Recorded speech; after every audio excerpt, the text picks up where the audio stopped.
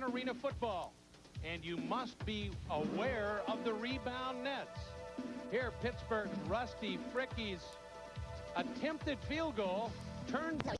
Stay aware in this football game. Gladiators quarterback Mike Hohensee also has a little trickery up his sleeve as he dumps one over the middle to fullback Mike Powell, who makes a great catch. Powell went on to be the Iron Man in this game. Now the Detroit Drive, the second-place team in arena football, has their own weapon. Rich Ingold, last year's All-Pro quarterback, here hits maybe the best receiver in the league this year, Dwayne Dixon. And Ingold comes right back. He has more than just one receiver to throw to. Here, a great catch by George LaFrance for a touchdown. Welcome to the Arena Football Network Game of the Week.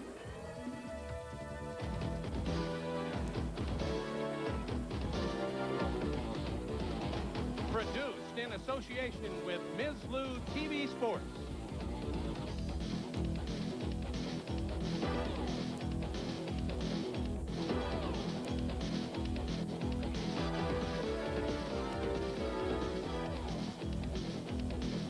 Tonight, the second-place Detroit Drive traveled to the Civic Arena in Pittsburgh, Pennsylvania, to meet the Pittsburgh Gladiators in one of the season's most important games. This program is being brought to you by Atra Plus. Gillette made it smoother. By English Leather, a man's cologne and aftershave because some guys have it all. And by Little King Ale, winner of the Great American Beer Festival 2 years in a row.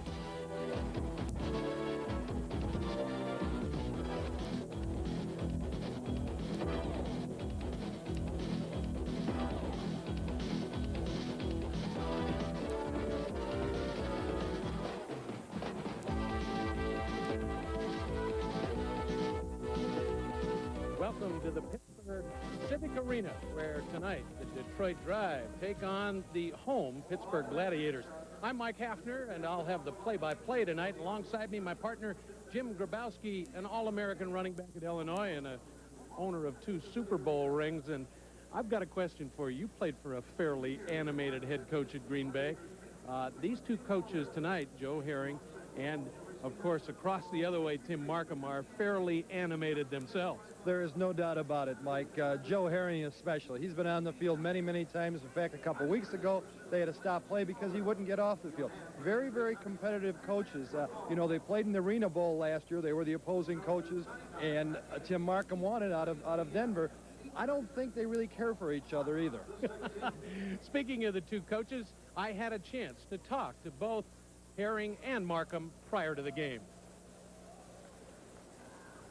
Well, I've been here 2 other times last year and just came out with our lives. And so, I feel it's going to be one heck of a football game. I think that we're going to be in for, we've got Hohensee back. They've got some guys that have been hurt but now are coming back. And I think we're in for a battle. Well, it's not between the coaches, because if it was between the coaches, then we'd win this game without a problem. But it's between the 2 teams, and they're a good team. We're a good team. It'll be a competitive game, and I'm sure it'll go back and forth, and I'm sure both teams will do anything they can to win. The 2 coaches, they'll go at it. As Herring said, if the coaches were playing, this game would be over. I'd win it. We've got a 3rd man joining us with our broadcast team, and let's go down to the field to Hub Arkush. You know, Mike, there's an awful lot of excitement going on here tonight. We've got, of course, the great rivalry between Timmy Markham and Joe Herring. There's a smell of playoffs in the air down here tonight. We've got 2 games left after this evening. Detroit Drive, of course, can lock up second place with a victory tonight. Pittsburgh can get into a position to control their own destiny. We're talking about 2 ball clubs that know each other real well. This will be their 3rd meeting this year, the first time in Pittsburgh. Of course, the Gladiators stunned the Drive in their home opener earlier this season, 3rd week of the season, 57-51. Detroit returned the favor 4 weeks ago, 35-30. Now we've got a rubber match of sorts here. Some of these players are playing each other for the 5th time in the last 12 months. So not only playoffs on the line, but all the great rivalries. I think we're in for a great ball game tonight. All right, thanks, Hub. And when we come back, we will take a look at the standings in arena football. Stay with us. Hey, Did you hear the Little Kings won a gold medal at the Great American? Chicago Bruisers undefeated, but Jimmy, this is a key game, and though those top 3 teams have clinched a playoff spot, there are some other things to be decided. Well, you're right, Mike. Those top 3 teams do have a playoff spot guaranteed, but this is the game for second place, home field advantage in the playoffs. And also, to the last 3 teams, you know, the Cobras, the Steamrollers, and Knights all have a possibility to make the playoffs, although the Knights have a very slim chance, but there is a possibility. All right, we've seen the standings. Now the key is, can we get a great player to emerge in this game? And if there's going to be one, it's going to be a guy named Dwayne Dixon who can really play this game. And Hub Arkush talked to Dwayne Dixon prior to the game. Well, Dwayne, I think the place to start is this is a big week for you. You just won your 3rd weekly Ironman award for this season. You've certainly got to be a front runner for the award for the season. And you're a guy who played strictly offense at Florida. You're playing as well on defense as you are on offense. What does that do to you as you get ready for a game? You can't concentrate on one game plan. How much more difficult is it to go both ways? Well, it's not that difficult for me because in high school, that's what I did. It was similar to high school to me right now. And, you know, I basically concentrate on defense since, you know, I'm doing pretty well, and I spent most of my time playing offense. And, you know, once I'm concentrating on defense, which is important in this game because everybody's going to, you know, they're playing a little bit of zone and zone combinations and thing. And right now it's making it tough on the offense to score a lot of points. So that's been the key for us as a team, you know, to be in this situation, playing Pittsburgh again. Well, Dwayne, you're doing more than pretty well. I've got you down for 36 tackles here, 4 interceptions, 5 passes defensed. You're also leading the league in receiving, touchdowns scored. How difficult is it? I mean, you know, how do you get in shape for this, and how hard is it to go both ways all the way every night? Well, it's not that hard because our coaches do a great job substituting, and I think that's helped us as a team, you know, with the coaches doing their part. And playing both ways, you know, it's not a problem for me. And, you know, with all the stats and all, that comes through hard work and just getting the mind ready. In this game, it's I think it's 90% mental, and the rest is 10%, you know, physical. All right, Dwayne, thank you very much, and good luck. All right, that's Dwayne Dixon. And, Jimmy, let's take a quick look at the field. There are some unique things about arena football. First, those goalposts. Well, Mike, they're only 9 feet apart. The goalpost, the crossbar is only 15 feet high, as opposed to the NFL's double that size. And, of course, now you also get a great shot of those nets. And we saw last week how they came in play with 2 seconds to go at halftime. Pittsburgh scored a touchdown playing a field goal off those nets. Very important. And the boards are only 1 yard away from out of bounds. Yeah, 1 yard away, 4 inches of padding. But we'll see that come into play very often this evening. There'll be a lot of banging into those boards. And, of course, the field is 50 yards long, half the width of a normal NFL-type field, 8-yard end zones, and we'll be able to see it when we come back for the kickoff after these words from your local station. Mike Haffner, Jim Grabowski, and Hub Arkush here in Pittsburgh. And, gentlemen, Hub missed it last week, but we had quite a game last week with the Pittsburgh and Chicago clubs. 13 lead changes, and it was a wild one. It ended up 54-47. Can they match it this week? Yeah, and that last touchdown was scored by Chicago with 21 seconds left in the ball game, and still it wasn't over because Pittsburgh had a chance to come back and tie. Probably one of the most exciting football games I've seen, and we saw it all. That's right. There's a look at Tim Markham, the head coach of the Detroit Drive, a big coaches battle tonight. These guys, as you said in the open, Jim, I don't think they really get along. I think they like competing against each other. Well, we talked to Timmy Markham before the ball game, and he made reference to that. Not overtly, kind of insinuating he didn't have any love lost for Joe Herring. Detroit Drive have won the toss, and they've elected to receive. And you're looking at Rusty Fricky, who will kick the ball away. And if you watch the open here, remember Fricky bounced one off the net that was recovered for a touchdown right at the end of the half. And so everyone should be aware. The deep man, George LaFrance. And if we were in Detroit, it would be George LaFrance. LaFrance. And Fricky kicks it away, and we're underway here at the Pittsburgh Civic Arena. It comes off the net. Remember, it's a live ball, and it will be down there in the end zone by number 22, Steve Griffin. Let's take a look at the offensive starting lineup for Detroit. The quarterback, last year's All-Pro, Rich Ingold, out of Indiana. That's here in Pennsylvania. One of the wide receivers, Steve Griffin, 6 foot 190 out of Purdue. George LaFrance out of Baker, Kansas, 6 foot 180. The other wide receiver, the fullback, Walter Holman out of West Virginia. And the man, Dwayne Dixon, 6'2", 203 out of Florida. On first down and 10 from the 5-yard line. Right out of the box, it's yes, Rich Ingold to yes, Dwayne Dixon. And we'll say that a lot tonight. The rest of the starters on offense, John Rolk out of the University of Iowa is the center. And at the blocking offensive lineman is Jeff Wiska out of Michigan State, 6'3", 250. And the tight end is Kelly Quinn, 6'2", 222 out of Michigan State. A first down on that reception by Dwayne Dixon. Marked the ball at the 16-yard line of the Detroit drive. They're the visitors in white. Rich Ingold, number 9, under center. He drops the throw, goes in the flat, hits George LaFrance. Short of the 20-yard line. They'll mark it at the 18. The tackle made by the safety, Julius Dawkins. It'll bring up second down and about 7. We've noticed right away, Mike, that Carl Allen, probably the best defensive back of Pittsburgh, is going to be man-on-man with the great receiver of Detroit, Dwayne Dixon. You know, you've got to stop him. And, Hub, you talked to him before the game. This youngster, one knock against him, he's about a 4.7 40, so the NFL doesn't look at him, but he's a great athlete. Second down 7 from the 18-yard line of Detroit. And going deep on the alley-oop pass, and it's complete inside the 10-yard line and will be marked down at the 1. Carl Allen defending against Dwayne Dixon, and it was just that over-the-shoulder pass, and he dropped it right in.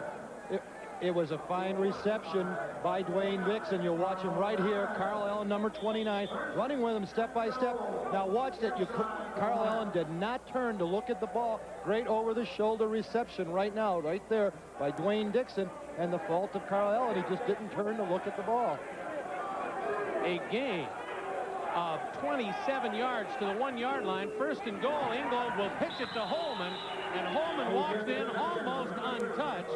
And at 12:33, Detroit is on the scoreboard first, 6-0 on the Holman run.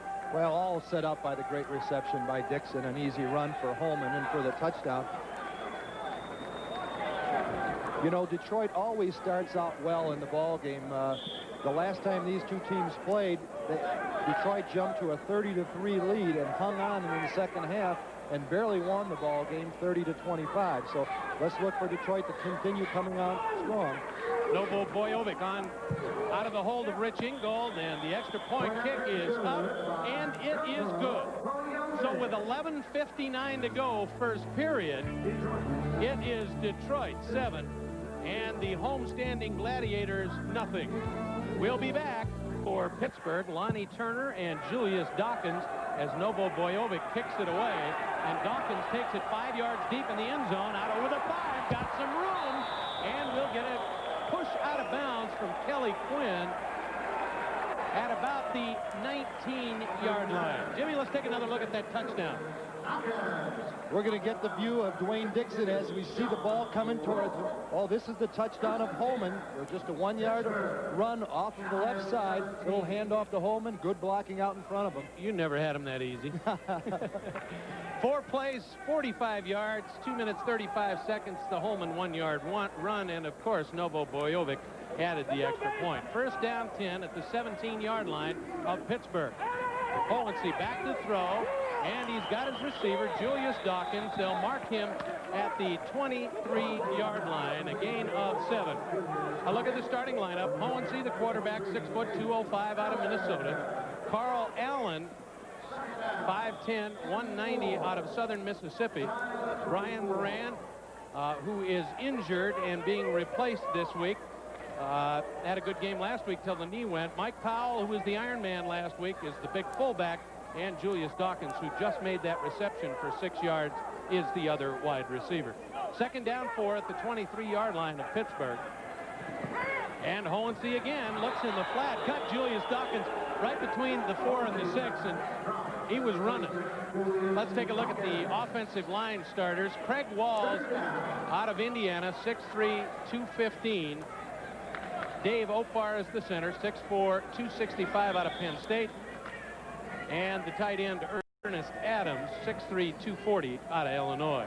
Third down and 4. Fine university, that one. I knew you'd get that in before the night was over. There's a look at Steve Griffin and Julius Dawkins, the two wide receivers. Make that Lonnie Turner and Julius Dawkins. And on third down, they find Rick Sheppes. And Sheppes gets first down yardage. He gains 7. Nate Miller pushed him out of bounds. Two wide receivers to one side. They just cleared for Sheppes on a little flat pattern for the first down. There's a look at Herring. Yeah. As we said in the pregame, a very animated coach. You'll see him all over that field and getting very vocal with the officials. 9:40 and counting, first quarter. Julius Dawkins at the bottom of your screen on first down and 10 at the Detroit 20-yard line. Under pressure is Hohensee, and he just throws it to the sideline to Sheppes. Did he have a foot in, Jimmy? Well, the official says no. He was right there, Sheppes argued, but not a very vocal argument there. Let's see it right here. Let's see if we can pick it up. Hohensee under pressure. There's Sheppes. Well, no, both feet were out. Definitely out. Good call by the official. Of course, remember the rules. You only need 1 foot inbounds in arena football, much like college. In the NFL, you need 2 feet. Now, both feet were out, so they called it right off the top. Second down and 10, then, after the incomplete pass at Detroit's 20-yard line. Motion by Turner. Hohensee goes in the flat to Turner. He takes it at the 17, gets inside the 15, and then is driven out of bounds and into the boards by Nate Miller. A gain of 7-8 yards. It'll bring up third down and 2 at the 13. Although this is a man-to-man defense only, there we get a good picture of Timmy Markham, the coach of the drive. This is a man-to-man defense, but you saw there that they were shading Julius Dawkins, and that allowed Turner to be open in the flat. Mark the ball at the 12-yard line of the drive. Pittsburgh has third down and 2 from there. Julius Dawkins to the top of your screen, one of the wide receivers. Hohensee needs 2 yards for a first down. He'll drop, pumps once. Now he's going to run for it. He needs to get to the 10-yard line, and he's past the 10 to the 9, where he's brought down by 89, Greg Orton of Detroit. And the fans here in Pittsburgh don't like the mark by the official. Although you called it, Mike, over the 10-yard line, they say his knee was down short of the 10. Let's see where it goes down. Here's Hohensee under pressure now, looks downfield. He sees an opening right here. He's going to go for it. Now it's one-on-one with Hohensee. And let's see where his knee goes down. Yep, good call. Knee went down short of the 10-yard line. So it brings up fourth down and less than a yard. In fact, it might be an inch and a half. No field goal here as Detroit leads 7-0, but Pittsburgh threatening. Hohensee hands off to his big fullback Powell, and before the play can get off, there was a penalty marker. Huck, did you see somebody jump first? Well, they're going to call it an illegal procedure or an offsides on Pittsburgh. They may have been a little anxious there, Mike. You know, this is really a critical drive. The Detroit drive and winning 4 of their last 5 and established their style of play. They like to get up on you and make you come back. They want to stop Pittsburgh right here. Gladiators just got anxious there, and they jumped a little too soon. Jack Baker, the referee, marks off the 3-yard penalty, so it'll bring up fourth down and 3 back at the 13-yard line, and Rusty Fricky will come on to attempt the field goal from 28 yards away. Brendan Fulmer, the backup quarterback, will set it down directly on the 20 with the 8 of the end zone, a 28-yard attempt. Ball is down, kick is up, and Fricky hits the post, and it goes in. Off the left post and in. And Jimmy, that thing looks like kicking it through the eye of a needle, right? So with the field goal, 6:45 to go, it's Detroit 7, Pittsburgh 3. We'll be back after these words from your local station. 6:45 remaining here at the Pittsburgh Civic Arena, and the Detroit Drive lead 7-3. Rusty Fricky, there's a look at George LaFrance. Now Fricky will kick it away from his goal line. LaFrance is deep, and the ball will hit the net. LaFrance fields it and is out over the 5, the 10, and is down at the 15 by Dave Oakbar, where Detroit will take over, leading 7-3. First down and 10, and Jimmy, this game is a game of inches. There's no doubt about it, Mike, and this is a perfect example. Watch, it's almost blocked, I believe, by John Corker. Now watch the ball hit the left upright, hey, it's good. 3 points no matter how it happens. Yeah, and I'm sure Pittsburgh will take it. And as far apart as those posts are, you'll take anything that goes in. That was a good shot of what the kicker's view is. The guys in the truck are always on it. First down 10, 6:16 to go first quarter. And Ingold tries to hit one out in the flat. And it's knocked in the air by linebacker Mike Powell, and then almost caught by Dwayne Dixon. Powell had a shot at picking it off. Ball was thrown hard. But as Powell deflected it, he had that possibility of taking it. And if he did, it's all she wrote. It would have been a touchdown for the Gladiators. Good job by Powell, who I'll remind you again was last week's Iron Man, despite his Gladiators losing. And he may be Iron Man again this week because he does not have a backup in his position. Yeah, and he plays defense as well as he runs the football and blocks and pass protection. Second down 10 at the 16-yard line of the drive. They lead 7-3 with 5:32 to go, first period. And the pass is complete to Nate Miller. Miller, the defensive specialist, really, for this Detroit team. It was Steve Griffin. I'd take it back, 22. And Griffin is up over the 25 to the 21-yard line for a 14-yard gain. And Lonnie Turner made the stop. It's a first down for Detroit. And a good spin move by Griffin after the reception picked up an extra 6 yards. First down 10, 21-yard line of the Pittsburgh Gladiators. Detroit drive leads 7-3. 4:56 and counting, first quarter. Ingold over the middle, and the ball is tipped away by Julius Dawkins, the safety man. A good job, because he was going one way, saw the ball coming back, and tipped it away. That's absolutely right, Mike. He tried to change directions, and he slipped. Now, watch it. Its intended receiver is Dixon again. Watch the post move, and you'll see Dawkins, 46. Watch him change directions, reach up, and deflect the football. If he could have just held his feet, he may have been able to pick it off, but an excellent defensive play by Dawkins. After the incomplete pass, it's second down and 10 from the 21-yard line of Pittsburgh. This time it's a pitch out wide to Alvin Reddick. And Reddick is tackled and then fumbles, and Pittsburgh recovers at the 1 if they don't call him down. Tackled there, or recovered by Carl Allen, the defensive back, but a good run by Reddick, and he forgot something, the big stick. That's right. Watch it right here. Here's Reddick coming up there. The ball stripped him by number 51, Fabre Collins, and recovered by Carl Allen. Just can't quite get the handle right now, but does manage to fall on it on the 1-yard line. So a big break for Pittsburgh and their defense. And they'll take over first down and 10 at the 5-yard line, they say. Roll the touchback. Pittsburgh takes over first and 10. Gillette presents an arena ball rule. 2 points can be scored after a touchdown by a run, a pass, or a drop-kicked extra point. And now this. Grabowski and Hub Arkush, the editor of Pro Football Weekly, and this ball was ruled down in the end zone, Hub, after this fumble. Do you think they ought to have instant replay in this league? It sure wouldn't hurt, Mike, because our replay made it clear that ball should be on the 1-yard line. Pass complete to Rick Shepis on first down and 10. No, they call it incomplete. Said he skimmed it off the top of the artificial surface, Jimmy. Official right there. Well, we'll agree with that call. Yeah, that one was right. The first one was absolutely wrong, because our guys in the truck had him recovering at about the half-yard line, and they say it was in the end zone, so they brought it out to the 5, where after the incomplete pass, it's second and 10. That's Shepis and Dawkins at the top of your screen. And Hohensee pumps once. Now he's going deep, and he wants Dawkins, but it was Nate Miller not buying the out-and-up move, Jim. That's absolutely right. You used to have those out-and-up moves. Yeah, once a year, maybe. Nate Miller, their defensive specialist, just didn't buy that fake and was with Dawkins step by step.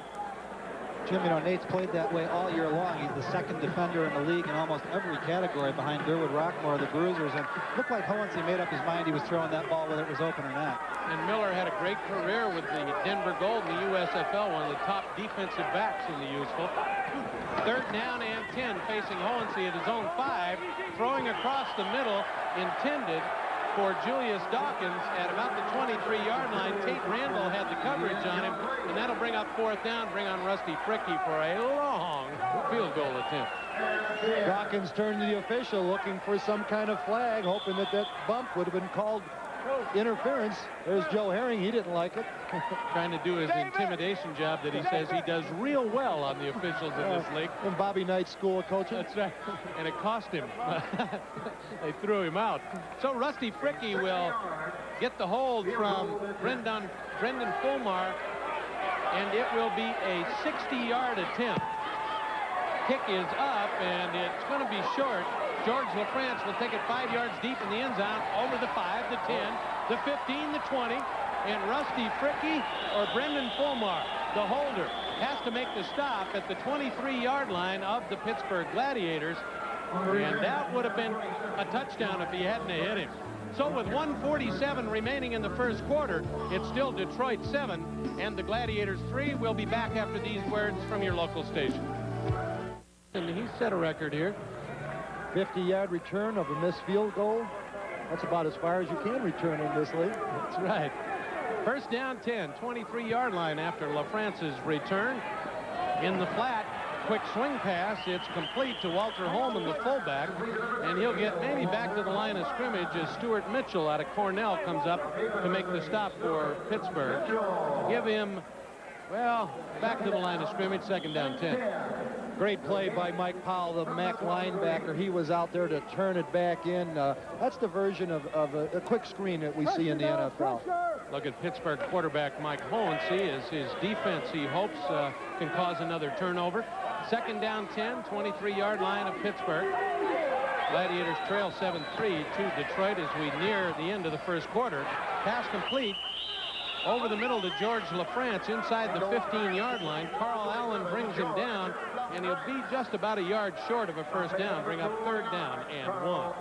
That's one of the real assets of Detroit has offensively. Their main man is Dwayne Dixon, but if you try to double up on Dixon, George LaFrance is a fine receiver. He's caught 28 balls coming into this ball game for 346 yards, so you can't double up on that man right there, Dwayne Dixon.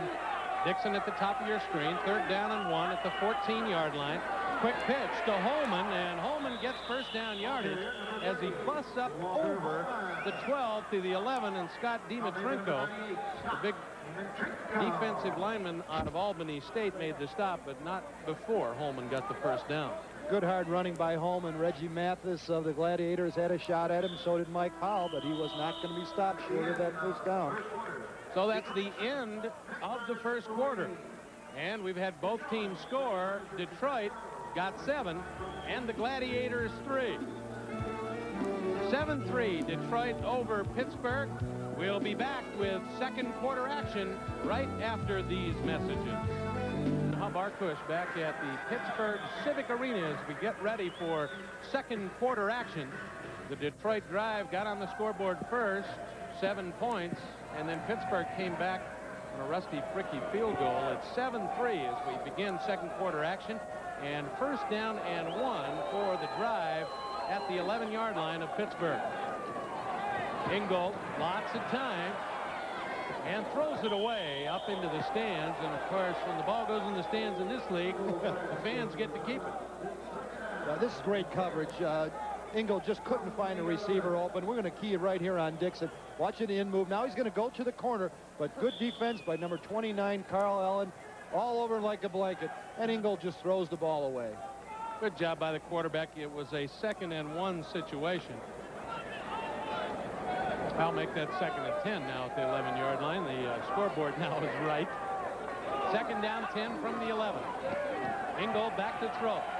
Under pressure, penalty marker down, and again, Ingold throws it away as he was under big pressure. George LaFrance was the intended receiver, and Dave Opar was all over Rich Ingold. Good pressure put on by those front 3 rushmen and the linebacker of the Gladiators, and that caused a holding penalty, and it's going to be a walk-off against Detroit. 3-yard penalty for holding. And it's also loss of down, so it's third down and 15 yards to go. Make that a 5-yard penalty for holding. Third down and 15 from the 16-yard line of Pittsburgh. And Detroit has been down there threatening twice, once a fumble, and now the penalties have hurt them, Jimmy. You know, Mike, give a lot of credit to Joe Herring. This Pittsburgh team is really pieced together. They've had a great many of injuries. Third down, 15 at the 16. Ingold has time, looking in the corner of the end zone, had LaFrance wide open and just threw it over his head. Rick Shepis on the coverage, and we've been watching for Shepis tonight. They knew they were going to go after him after what Chicago did to him last week. Well, Shepis is really out of position. Here's a picture coming right at us. You'll see in the corner right there, Shepis is now beat by LaFrance, but the ball just overthrown. Again, a game of inches, isn't it? Just off his fingertips. Novo Bojovic will come on for the field goal attempt. They'll mark it down at the 23-yard line. That'll make it a 31-yard field goal. Ingold will hold. Snap is down and good. The kick is blocked. And it goes out of the back of the end zone. Dave Oakfar, the big nose tackle for the Gladiators, got a paw in there and blocked it.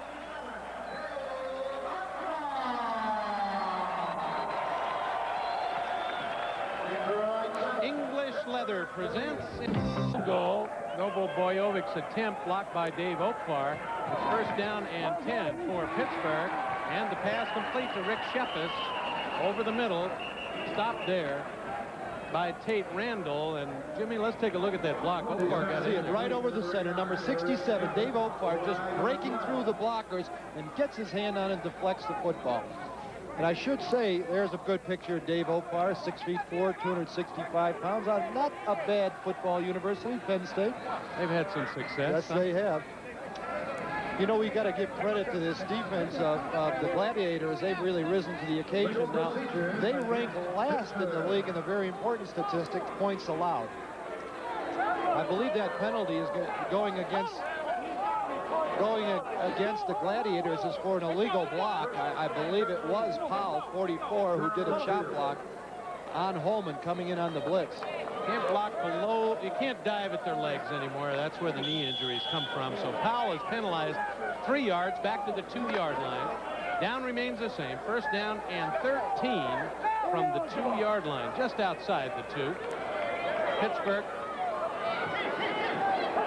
trailing 7-3, and I believe the 30-second clock expired. Mike, that's going to be an interesting thing to watch tonight. I was down on the field before the kickoff, and the official came over and talked to both Joe Herring and Timmy Markham. They have only one 30-second clock on the field. It's off here to our right, and to the right is our viewers look at the field. And they asked, do you want to use the clock at all, or should we turn it off altogether? The coaches agreed, well, we've got one, let's go with it. But here's Mike Hohensee, a good 50 yards from that clock, and he obviously just didn't pick it up. So, again, penalized half the distance to the goal. They're now just inside the 2-yard line, and it's still first down and 13 and a half. Pass in the flat complete to Lonnie Turner, and Turner is pushed out of bounds by Greg Orton. He'll pick up 9 yards, and it'll bring up second down and about 4. This is Lonnie Turner, the speedster of the Pittsburgh Gladiators, given a lot of room by the cornerback. There it is right there, Dwayne Dixon coming in on the play, and Dixon did give him too much room, but you got to respect that 4-4 speed of Lonnie Turner. Dixon made the stop, pushed him out of bounds. A gain of 10 yards, so make it second down and 3 at the 12-yard line for Hohensee and his offense. Mike drops to throw, one pump fake. Now he's going to Turner again at the 15, and he's inside the 15 at the 14, where Dwayne Dixon runs him out of bounds. Well, let's get a picture of Joe Herring right now. He doesn't like the call at all. That ball was in the hands of Lonnie Turner. Now, you think he likes that call? Oh, I'd like to. Would you like to hear what he's saying right now? Oh, I don't know. This is a family show, isn't it? Let's get a good look at it right now.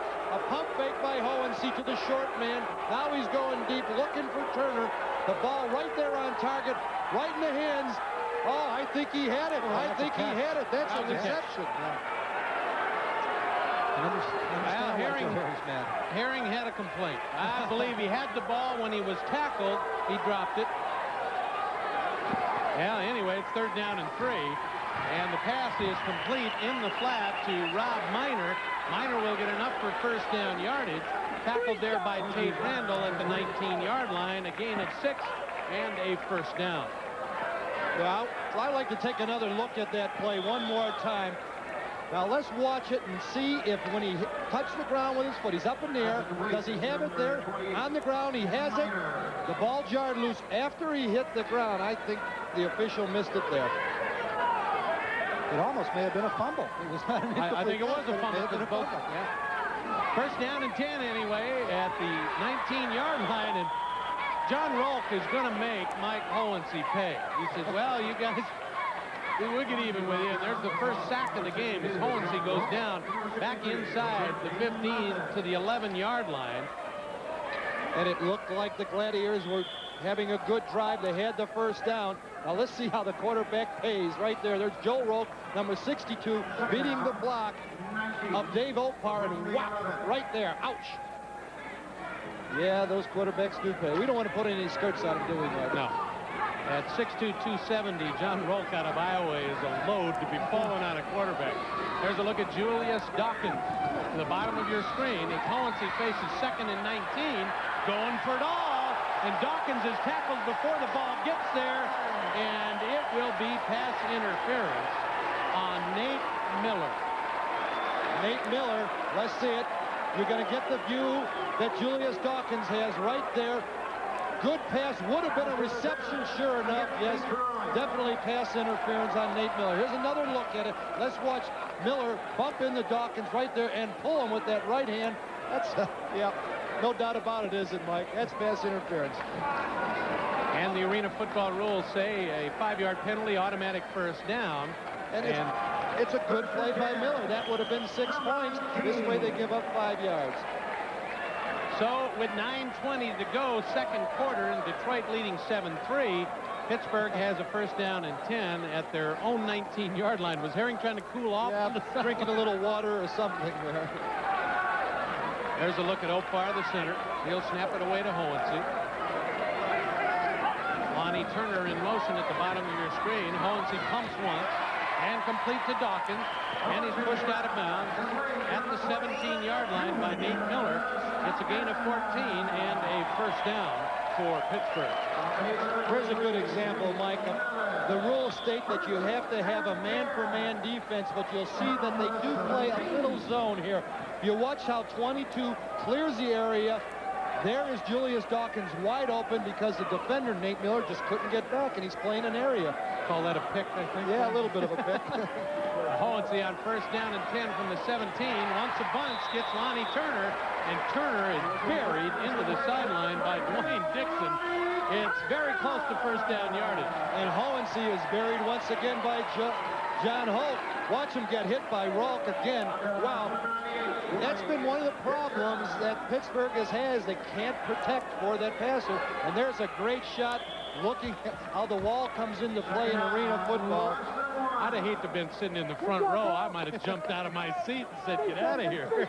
Nice crowd here tonight in Pittsburgh. They support their arena football team. Of course, last year they won the attendance battle for the entire league. Second down and 1. They didn't quite give Turner enough. There's Turner and Dawkins at the bottom of your screen. Second down, 1 at the 8. And almost picked off in the end zone. Almost picked off by Dwayne Dixon. Dwayne Dixon didn't know the ball was coming at him. Hohensee made a mistake there. He threw into the crowd, hit Dixon right on his number 98, but Dixon was looking at his defender, and lucky break for Hohensee. He knew that he shouldn't have thrown that ball. Fortunately, let's watch it here. You'll see how number 22 going in motion, Turner on an out move. Now watch the ball coming. Boom, right into Dixon. He just didn't see the ball coming. Still almost picked off there by Tate Randall. So on second down and 1, it'll be Powell, and he dives for the end zone. He certainly got first down yardage. Tried to tightrope the sideline and eventually stumbled out of bounds at about the 3. So it'll be first down and goal at the 3 after the Powell run. Watch this good move. Good effort by Powell right there. Breaking the tackle, taking it to the outside, trying to stay in bounds. There it is, boards again. Flies into those boards. Good effort by Mike Powell. Coach Markham on the sidelines doesn't want Pittsburgh to jump back on the lead. Of course, last week when we did Chicago and Pittsburgh here, we had 13 lead changes, and we're about to get one here. If Powell can get in the end zone, makes 2 moves, Goes to the one, fumbles, and was he down or is it a fumble? George LaFrance got on the ball, and it will be first down 10 for Detroit. So with 6:08 remaining, it's still Detroit 7. The Gladiators 3. Will be back after these words from your local station.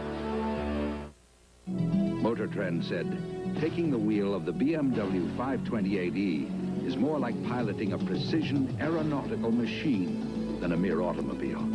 We just say, come for a test flight. Mike Haffner, Jim Grabowski, and Hub Arkush back at the Pittsburgh Civic Arena, and we've had another turnover by Pittsburgh. Detroit takes over first down and 10 at their own 1-yard line after George LaFrance recovered Mike Powell's fumble.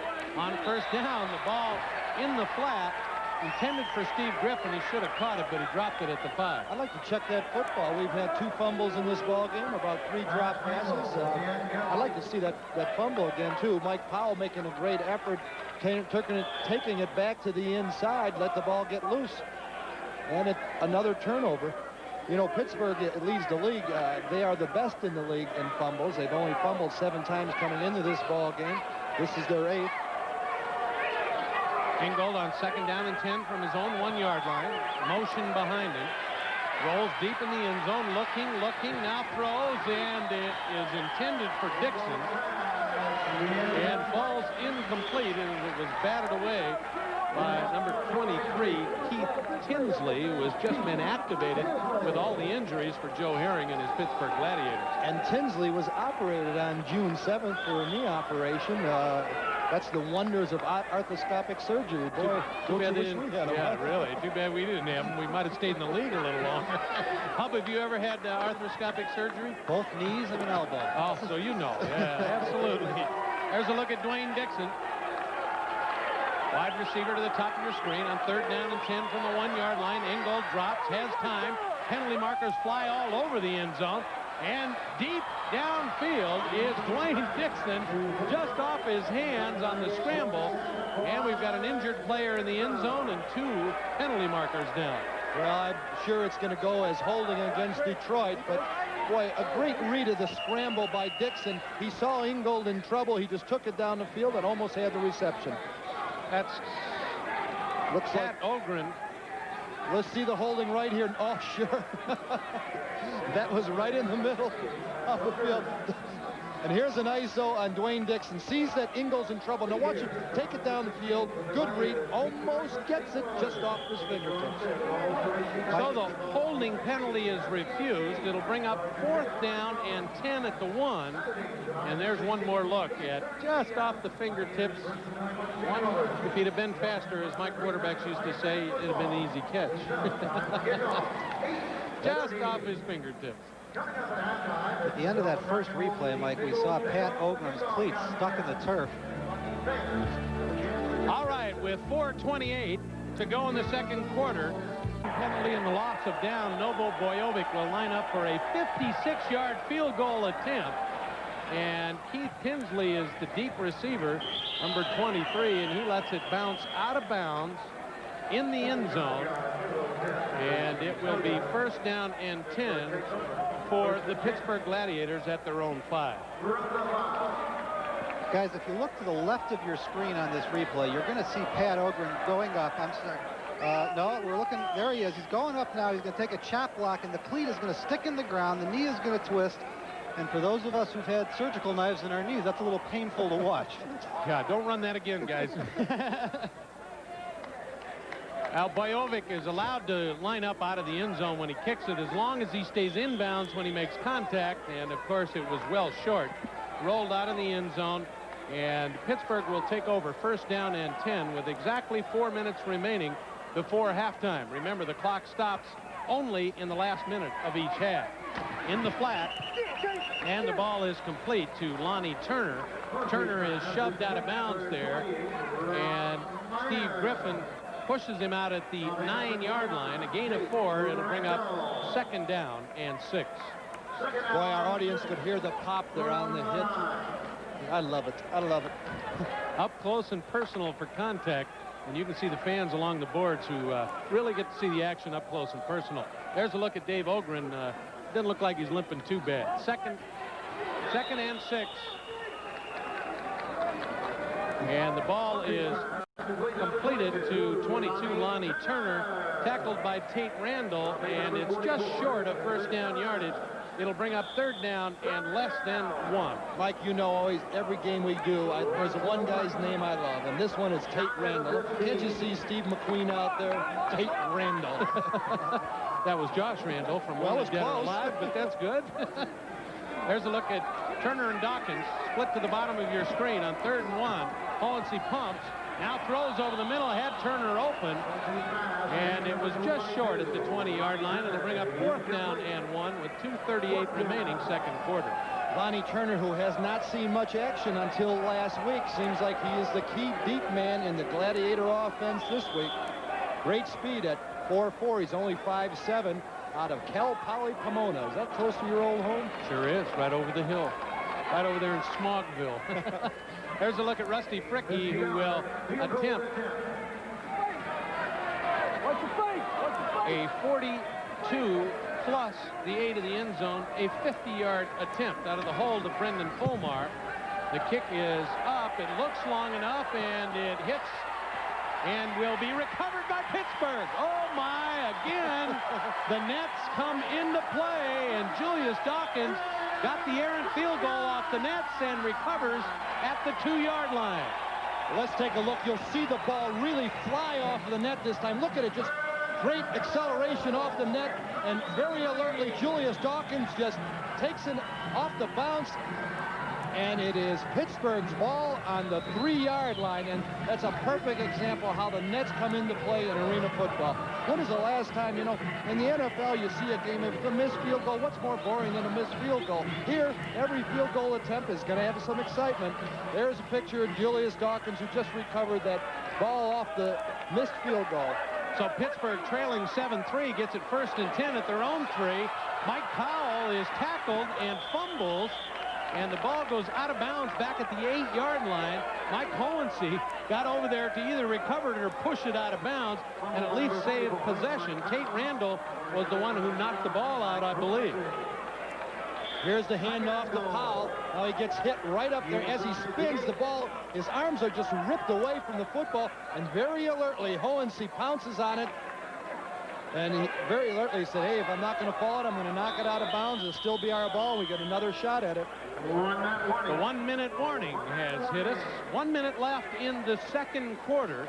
Detroit leading 7-3, but Pittsburgh has 1st and goal just outside the 7-yard line. You know, Mike, a very low-scoring first half at 7-3. The Gladiators have given up an average of 43.4 points per ball game, and Detroit has given up an average of 30 points a ball game, so very low-scoring first half. Atypical of their usual game. That means we'll get a bundle in the second half. 2nd down and 8 and goal from the 8-yard line. Turner in the flat, and he's out of bounds at the 1-yard line, which will stop the clock. Nate Miller was there to watch him slide out, but Turner uses his speed to get open on the outside, and it's 3rd and goal inside the 1. That little guy's having a heck of a game. You could see the defenders just really respect that speed. They're always covering about 4 yards off. And Joe Herring there yelling at his team, let's get it in this time. Clock stopped with 55 seconds remaining in the half. 3rd down and less than 1. Hohensee wanted to quarterback sneak, but he never got the ball, and the ball's bouncing around, and Detroit says they've recovered, and they have. What are you going to say? Another self-destruct move by the Gladiators. Right there on the 1-yard line, and a bad snap. Let's take a look, and let's see if it was the snap man just got it off too quick. Well, we'll do it when we come back from this break. It's Detroit 7, the Gladiators 3. Time for these words from your local station. You've dreamed it. You've planned it for years. At last, your dream is coming to life. Now you want to protect it. You put so much into it. Put Olympic stain on it with 100% pure linseed oil. Olympic, protecting the American dream for over half a century. Available at John's Lumber and Hardware Utica, Timberlane Lumber Novi, and Pontiac Paint. This Saturday and Sunday, Highland Superstores celebrate America's 212th birthday with a spectacular pre-4th of July sale. Hundreds of items throughout the store are marked down. Like this Emerson VHS video recorder with wireless remote, just $197. Don't miss the spectacular savings at Highland Superstore's pre-4th of July sale. 212 years in the making, but you've only got this Saturday and Sunday to save. After the recovery of the Mike Hohensee fumble by Tate Randall, the Detroit Drive leading 7-3, take over first down and 10 at their own 3. And there's an arena fan of the future right there, a youngster. See, in his first game, I'll bet. Ingold on first down, out of the end zone, going deep, and incomplete, intended for George LaFrance. Ingold under pressure got rid of it very quickly. Well, you can look for LaFrance more in the second half, Mike, because he's covered by Rick Shepard, who's really playing out of position. Normally on defense, he plays the Jill linebacker. Now he's playing a cornerback, and he doesn't have the speed to run step by step with LaFrance. And again, Jimmy, you mentioned that Pittsburgh is really undermanned. They've lost a lot of people to injury. Well, there's 5 guys listed at one time started for Pittsburgh that are out. 44 seconds remaining first half. Detroit with the lead, 7-3, and the ball at their own 3-yard line, second down 10. Ingold in the flat. Intended there for number 23, Nate Miller, and Carl Allen made the stop. A great defensive play by Allen. Let's watch it here. Intended receiver right there is number 23, Nate Miller. Now watch Carl Allen reach around him without really touching him, without touching the intended receiver. Great play by Allen. I think that was Dwayne Dixon, the wide receiver. I'll tell you, Mike, those numbers are those tough numbers to are see. tough from up they here. Fade up. There's a look at Dixon to the top of your screen. Third down and 10 from the 3 for Rich Ingold and his offense. Ingold steps up, going deep. This time intended for Nate Miller, for sure. I saw the 23. And it'll bring up fourth down with 34 seconds remaining, all the way back at the Detroit 3-yard line. Here's another exciting thing, Mike. It's going to be an attempted field goal deep. 34 seconds left to go in the ball game, but in the first half, but plenty of time to put some points on the board for the Gladiators if they can hang on to the football. And remember, the clock stops when an incomplete pass, out of bounds, penalty. Only in the last minute of each half, and we're in that. 34 seconds remaining. Bojovic will have the ball spotted 6 yards deep in the end zone, so it'll be a 56-yard attempt. Ball is down, kick is up, it will be short. Lonnie Turner fields it at the 5, at the 10. Changes direction and will be drilled down at the 15-yard line by Walter Holman. And that's where Pittsburgh will take over first down and 10 with 24 seconds remaining in the first half. 24 seconds and 33 yards. Plenty of time. Plenty of time. In fact, there have been games where 2 or 3 touchdowns have been scored in the last minute. Mike Hohensee gathering his offense around. 24 seconds remaining. First and 10 at the Pittsburgh 16-yard line. Julius, Dawkins, and Turner go to the top of your screen. Hohensee trying to throw on the flat, and the ball's batted up in the air and caught for a gain of about 4 yards. The ball was batted down by a defender, and there's a penalty marker down.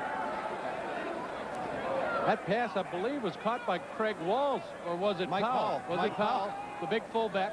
Very alertly saw the ball up in the air, grabbed it, and picked up 4 yards. But the penalty is going to go against Detroit. Personal foul against Detroit, so Jack Baker, the referee with the red hat, will mark off a 10-yard penalty, and it will move it up to the 22-yard line of Detroit, where Pittsburgh will have first down and 10. That's a 10-yard walk-off from the point of the foul, so it ended up an 11-yard gain. And Pittsburgh now calls timeout as Dave Opar is stumbling around a little bit out there and trying to shake off a knee injury. No matter where you live, now you can show your support for your favorite arena football team. They have jerseys, jackets, t-shirts, pennants, caps, visors, and even the official Ironman Arena Football by Wilson. They're all available in a new Arena Football Team Shop brochure that's yours free by calling 312-460-1478. Or write to Arena Football Team Shop, Post Office Box 1080, Orlando Park, Illinois, 60462. Join the growing arena fan movement. Get your team shop brochure now. Look at the cheerleaders, Jimmy, which are part of this game, also with being up close and personal. And certainly a pretty part of this football game. And there's another little bit of the female pulchritude at this Gladiator arena. 18 seconds remaining before halftime. Detroit has a 7-3 lead, but Pittsburgh has the ball, first down and 10 at the 22-yard line of Detroit. Mike Hohensee wants the flat. Got a receiver inside the 10-yard line, Rob Miner, and Miner is up for a 10-yard gain before Dwayne Dixon pushes him out of bounds. That'll be enough for a first down at the 12-yard line for Pittsburgh with 13 seconds remaining in the half. Mike, I tell you, Mike Hohensee's doing a heck of a job of getting the ball off. He'll throw it overhand, sidearm, whatever it takes to get the ball there. He's been under great pressure this whole evening, but his stats look pretty good. 13 seconds remaining. There's, as we explained, 1 minute remaining in the half. The clock stops, and the pass is complete in the flat to Lonnie Turner, and his forward progress will be marked just outside the 5-yard line. Tate Randall brought him down. And once again, Lonnie Turner becoming the key man in this Gladiator offense. Let's watch the little guy, 5'7", just down, out, and out, about 5 yards down, and then an out. Now watch Randall come up. He sees the ball coming to. Watch the hit. Boom, right there. And he's trying to rip the ball loose, but Turner hangs on. Pittsburgh calls another timeout with 5 seconds remaining. They'll have time maybe for 1 or 2 plays, depending upon how the route goes. Let me ask you a question, Mike. As a former receiver, you're on that out move, and you know your defender's right there. What do you think about? Do you think about how you're going to get whacked? In the old days, I did. But remember Sam Ratigliano was the head coach with the Cleveland Browns. He was my receiver coach at Denver, and here's what he said. Mike, it's going to hurt just as bad if you drop it, so you might as well catch it. And he said, believe me, when you catch it, you can open your ears and hear the fans cheer, and the pain is a little bit less. That's why I was a good coach, That's right. So you learn that, you know, hey, if you drop it, it hurts just as bad, so you might as well catch it and make it easier. But there were times when I knew it was coming. You get a safety like Larry Wilson who liked to tattoo you, and there were times when they'd slip through the hands because you knew somebody was going to get you. Another good shot by the camera crew. And I'll throw you in, by the way. When they throw that naked swing pass to the fullback, there were times when you guys heard footsteps, too. Pass complete over the middle to Mike Powell. And Powell tried to sneak into the end zone, and nobody could get the timeout. The clock will run out. So at the end of the half, we've got Detroit still in the lead, 7-3 over Pittsburgh. And, Jimmy, as you said, these are 2 high-scoring teams, and it's 7-3 at halftime. Yeah, very unusual for them. Now, that was the same play that Pittsburgh scored on last week against Chicago towards the end of the ball game. A little delay screen over the middle, and Powell made a great catch last week, made a good catch this time, but Detroit was ready for him and stopped him. And as you said, at halftime, Detroit 7, the Gladiators 3, and much below their average. And with Detroit leading 7-3, let's go down to Hub Arkush. He's got the leading coach, Tim Markham. Well, Tim, a familiar scenario with Detroit up at halftime, but this one a little closer than what we've seen. 7-3. What is it? The defense is playing that well, or are things going wrong out there? I don't know. It's hard to say. I think we're just not executing offensively. I think, of course, they're putting some pressure on us and rushing Rich in goal a little bit. So maybe we can protect him a little better in the second half and come back a little better offensively. A little more pressure on your ball club. We're close to playoff time now. We know what this game means. You think that might have something to do with it? I don't think that's a factor. I just think that, you know, we're not playing either side. Both of them playing good defense. I think that's the key right now. We're just not executing offensively, but both sides are playing good too. All right, Tim. Good luck in the second half. Thank you very much. Back to you, Mike. Thanks, Hub, and thanks, Tim Markham. With the score at halftime, Detroit 7 and Pittsburgh 3. We'll take this pause for these messages from your local station. Teammate of mine, Paul Martha. Well, Mike, Paul Martha is here with me, an old teammate of yours, and of course someone who's been involved in almost every facet of big-time sports, it seems. Played major college football, career with the Pittsburgh Steelers. Paul, you were very active in the NFL player negotiations in 1982. You've been involved with the Penguins team, now arena football. You've been across the board. How do you see the infancy of this league, and where do you think they're going? I think people have to get used to it, Hub. It's a little bit different, and they're going to have to learn about it. It's a new sport in a lot of ways, but it's a very exciting sport, fast-moving sport, and I think it has a real shot. Rarely do we get to talk to somebody who's on the administrative end who's also had the experience of playing both ways. It's the question we like to ask everybody. How much extra does it take out of these athletes? How special are these kids to be able to do that? Well, that's the thing that's really different. I mean, it is an Ironman sport. You have to be in a little bit better shape. You have to be a little bit better athlete. But at the same time, it takes away from a little bit of the excitement of the sport that you see in the NFL. It's a little bit different football than you see in the NFL. Paul, we've got 3 playoff spots clinched right now with Chicago and these two teams, Pittsburgh and Detroit. We're seeing more of a defensive ball game, big hitting, a lot of turnovers here. Do you see the game changing at all for the playoffs, or anything you think we might be able to expect as the playoffs come around? I think you're going to see all the teams get a little bit more defensive. I think offense was the watchword in the beginning of the season. But in the latter part of the season, I think defense, particularly as we have more and more injuries, I think defense will take over, and we're seeing a defensive game tonight. All right, Paul, I want to thank you very much, and good luck for the rest of the season with the Gladiators. Well, Hub, thank you, and Michael, thank you. Back up to you, Mike. All right. Thank you so much. Good to see Paul Martha again, and thank you, Hub, for that interview. We'll come back with another special game. Detroit 7. That is a record for the fewest total points scored in a half in arena football. Believe it or not, I was told that the previous record was 31.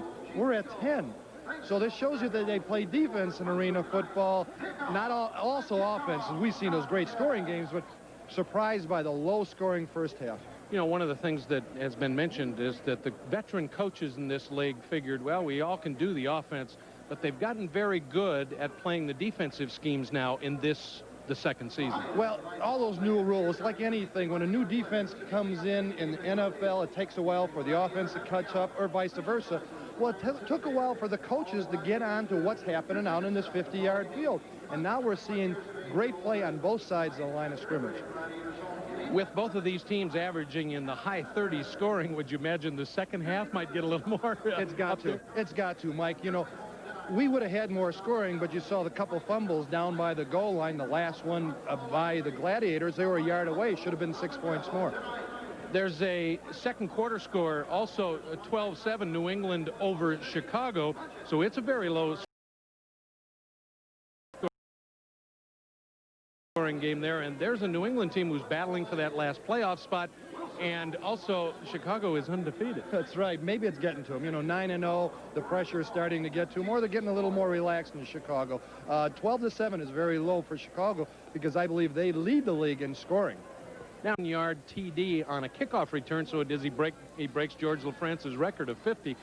Would you imagine that they will find weaknesses in both sides on the defense, you know, go after Shepis more, maybe do the same thing on the other side of the ball? I'm surprised that they have not tried to pick on Shepis a little bit. That's the Detroit pick on Shepis on the Gladiators. As we said earlier, he's playing out of position. He should be a linebacker. It's what he normally plays. He's playing cornerback, and LaFrance is their second leading receiver on Detroit. So I expect that they'll try to isolate LaFrance on Shepis. And we're going to see some more points. There's no doubt about it. We saw a bunch last week.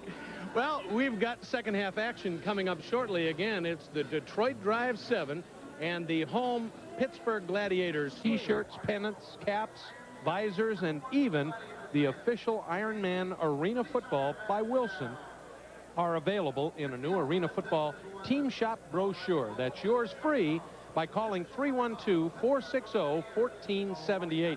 or write to Arena Football Team Shop, P.O. Box 1080, Orland Park, Illinois 60462. Join the growing arena fan movement. Get your Team Shop brochure now. Mike Haffner. The Gladiator cheerleaders. I'm going to be corrected here right off. You enjoying the ball game tonight? Yeah, we are. We're having a great time. What is it you guys have got on now? This is stuff that's available to the fans? Yes, it is. T-shirts and hats and pennants. Okay. Thank you very much for joining us, and good luck to your club in the second half. And we'll see you in probably an hour, Hub. I've got a feeling you may want to stay down there and forget the two ugly guys in the booth, huh? Yo, Hub, come on back up here. Again, if you want to get that Arena Football Team Shop brochure, it's Post Office Box 1080, Orland Park, Illinois 60462. Or give them a call, 312-460-1478. Time for second half action. Detroit leading 7-3 over the homestanding Pittsburgh Gladiators. There's a look at Lonnie Turner, the deep man, 22. Julius Dawkins is short. And Novo Bojovic will kick it away, and we'll get underway in the second half. Kick is long and toward the net. Hits on the net and bounces out of the back of the end zone. Lonnie Turner will watch it there. And so Pittsburgh, trailing 7-3, will take over first down and 10 at their own 5. Right away, Turner made the turn to play it off the net, but came right into the good field goal range there. Time of possession, Detroit, though they're leading, it was Pittsburgh who had the ball most of the time and still couldn't punch it into the end zone. First down and 10 at the 5-yard line of the Gladiators. And Hohensee looking for a receiver, couldn't find one. He's sacked in the end zone by number 63, Reggie Mathis out of Oklahoma, and that'll be a safety, and the lead will go to 9-3. Reggie Mathis in the offseason is a wrestler known as Chattanooga Choo-Choo, and we'll see how he does the bear hug right here on Mike Hohensee. Wraps him up. Hohensee didn't see him coming, fumbles the football, but it's a safety. Just great pass rush by Reggie Mathis. Fine player out of Oklahoma, University of Oklahoma, which has been known to come out with a few good football players. 27 seconds into the second half, and Detroit is up their lead to 9-3 on the safety as Reggie Mathis tackles quarterback Mike Hohensee in the end zone. So Rusty Fricky will have to tee it up at the goal line, and we'll kick it away to Detroit. There's a look at the tee for Fricky. And the deep man way back. Whoop, the ball falls off for Fricky. Where'd that wind come from? Not in here. And Nate Miller is deep in the end zone as you look at Fricky awaiting Rusty's kick. 14:33 remaining in the third quarter as we're just underway. And the ball is kicked out of the back of the end zone. Miller lets it go, and Detroit will take over first down and 10. And here's part of the interesting rule in arena football. If the ball goes out of bounds wide of the nets, it's a touchback, and it comes out to the 20-yard line, not the 5-yard line. If it had hit the net and it was down in the end zone, or it's played somewhere inside the nets, and a touchback goes out to the 5-yard line, in this case, out to the 20. So Jack Baker says Detroit takes over first down and 10 at their own 20-yard line. Look at Dwayne Dixon at the top of your screen. Pass under pressure, a little middle screen, complete to the fullback Walter Holman. And Holman will get up to the 24-yard line, a gain of 4, tackled there by Lonnie Turner. It'll bring up second down and 6 at the 24. A good reaction back to make the tackle by Mike Powell. We're starting to see that play quite often now, Mike. That middle screen, you allow the rushers to come in, think they got a beat on the quarterback, and he dumps it off to the running back. 13:44 and counting. Third quarter. Detroit leads 9-3. They have the ball at their own 24-yard line. Second down and 6. Ingold, number 9, out of Indiana University in Pennsylvania. He's 7 of 16 for 70 yards in the first half, and he wants more, and he's got a completion inside the 20-yard line. Complete there to Dwayne Dixon. And Dixon gets inside the 20 as Carl Allen pulls him down. They'll mark it at the 18-yard line. Now watch the strength of Dwayne Dixon. He's going to be hit right here. Now watch the strength. He's just trying to break the tackle. Great leg drive, getting back to the first down. That was Carl Allen, a fine defensive back. This kid may be able to get there in the NFL. You know, the one rap against him is he doesn't have that blazing speed, but, you know, they're control receivers. Neither did Haffner. I fooled him for a while. First down and 10, 18-yard line. Ingold in the flat and complete. Again to Dwayne Dixon. And he's pushed out of bounds there by Rick Sheffis. Is it enough for a first down? It's very close, but it's going to come back because the penalty marker is down. Well, we're seeing a lot of errors. Let's look again at the pass to Dwayne Dixon. Right along the sideline. Sheffis right there. Just a good grab, good catch. Good timing on that reception. Illegal receiver downfield. It'll be a 5-yard penalty and loss of down. And it'll be second down and 15. And Tim Markham is not happy with his player who was downfield illegally, and also not happy with the guy in the striped shirt. Well, these officials get a lot there. Right there, your head coach is right in their face. So it's second down, 15 on the loss of down. Ball at the 23-yard line of Pittsburgh. Ingold going deep, got a man open, and off of the hands of Dwayne Dixon. Incomplete, brings up third down and 15 at the 23. Carl Allen with the cover. Watch Dixon now. He's just coming off a motion from the other side of the field. Ingold's going to him all the way. He's got Allen beat right here by 3 steps. The ball thrown a little high. Boy, Ingold wishes he could have that pass back because it should have been 6. 11:40 to go, third period, one more look. Here's another look from another angle. Look at, he's got Allen beat, just the ball thrown high. Third and 15, Ingold drops, penalty markers down. Again going deep, this time in the end zone, and it's picked off by Julius Dawkins in the end zone.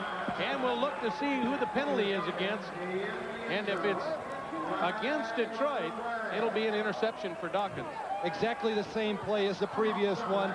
Again, matched up against Carl Allen, but this time, Julius Dawkins reads it, plays center field. Now watch as he comes down. I think he gets kicked, and he's hurt. 9-3 with 11:23 remaining. We'll come back, see whose ball it is after this from your local station. Mike, just as we went into the break, there was a penalty called against Pittsburgh. That's a bad break. They continue to make their mistakes. It was an offsides. It nullified a great interception by Julius Dawkins. And there's Joe Herring. He's just wondering, what is going on out here? We're just self-destructing. And Timmy Markham says, hey, we got lucky that time. Thank you very much. Yes, right. After the 3-yard penalty, it'll be third down and 12 at the Pittsburgh 20-yard line. Detroit 1 out of 3 on third down conversions. Pittsburgh has converted all of theirs. Motion to the top of the screen. Ingold has lots of time, and the pass is knocked away and incomplete by Keith Tinsley, but that pass was poorly thrown and in the wrong spot. Well, Mike, they try to cross him up. They had sent out Dwayne Dixon in that motion from the left all the way to the right side. 2 post patterns. This time they had the same formation. Dixon in motion again, and he turned on an out pattern, but Ingold just couldn't hit him. So it'll bring up fourth down and 12. And Tim Markham is going to call Rich Ingold to the sidelines to discuss what they're going to do in this 4th and 12 situation. And he has some words to say to some people. Mike, I think what you've got, the referees are in a huddle down there. They'd initially called an illegal defense on Pittsburgh, which would save the 4th down situation and leave Detroit at third down. Now the officials are talking it over again, and we're not sure what they're going to come up with. Well, we'll wait for Jack Baker to get us out of this situation, and it's going to be a penalty against Pittsburgh. 5 yards, illegal defense. That means they were playing zone instead of man-to-man. And again, Detroit gets the break, and Pittsburgh may have to pay for it. Automatic first down on the illegal defense, so it's first down and 10 at Pittsburgh's 15-yard line. And everything is going wrong for the guy on the left, and everything's going right for the guy on the right. First down, 10-15. Ingold throws in the flat, and it's complete to George LaFrance. He'll get inside the 13-yard line to about the 12. Give him 3 yards. It'll bring up 2nd down and 7 as he skidded out of bounds at about the 12. Well, Detroit went deep on 3 previous plays. They decided to come back with a short one. You know, that your potential to complete that pass has got to be almost 90%. 2nd down 7 after the gain of 3 by LaFrance. There's a look at Dwayne Dixon. Flip to the bottom of your screen. Ingold to Walter Holman on the fullback slide draw, and Holman will get inside the 5-yard line before Lonnie Turner pulls him down. They'll mark it just inside the 5. It'll be enough for a 1st down, I believe. Yes, it'll be 1st and goal inside the 5 for Detroit. Once again, they cross them up with the draw. Everybody expecting the pass. Everybody on the Gladiators, at least. Ingold, 3rd in the league in touchdown passes, and he's looking for another one right here on 1st and goal from the 4, but he'll pitch it outside to Holman, and Holman gets to the 4 and then is drilled by the Pittsburgh defense. He'll get a yard. It'll be 2nd and goal from the 4. Dave Opar made the stop. And we could hear the impact into those walls all the way up here. 2nd down goal at the 4, 9:16 and counting. 3rd quarter here at the Pittsburgh Civic Arena. Mike Haffner, Jim Grabowski, and Hub Arkush, the editor of Pro Football Weekly. And Hub, I'm not getting my Pro Football Weekly. Did I not pay my subscription fee? No, we're just doing the once-a-month publishing during the off-season. We'll be back with you in 2 weeks. All righty. 2nd down and goal from the 4. Ingold will roll, penalty markers down. He'll keep and get back close to the line of scrimmage, maybe back at the 6-yard line. Craig Walls, number 54, had good pressure on him, and we'll check the penalty marker. Craig Walls is the leading sack man in arena football. It is going as a holding penalty against Detroit. But I'll tell you, Walls is an awfully good pass rusher, but he's been nullified pretty well by the offensive line of Detroit. 5-yard penalty for holding, plus loss of down. It'll move the ball back to the 9-yard line of Pittsburgh, and Detroit will face 3rd down and goal from the 9. And you see Rich Ingold getting the play from head coach Tim Markham. That's when you go over and say, Coach, I got no idea. Have you got anything up your sleeve? 3rd and 9. And 3rd and goal. There's a look at Dwayne Dixon. And also Steve Griffin to the top of your screen. LaFrance also in motion to the top. Ingold throws in the end zone, and Dixon wide open, and he couldn't make the one-handed catch. Nobody around Dwayne Dixon, but the ball was too high. I think Ingold rushed it. Well, that was an ad lib. This is an ISO on Dixon right here, but he's not the intended receiver. It's the secondary guard. Ingold is going to go for the run, and the last second he sees Dixon open and just flips the ball, but it's just too high.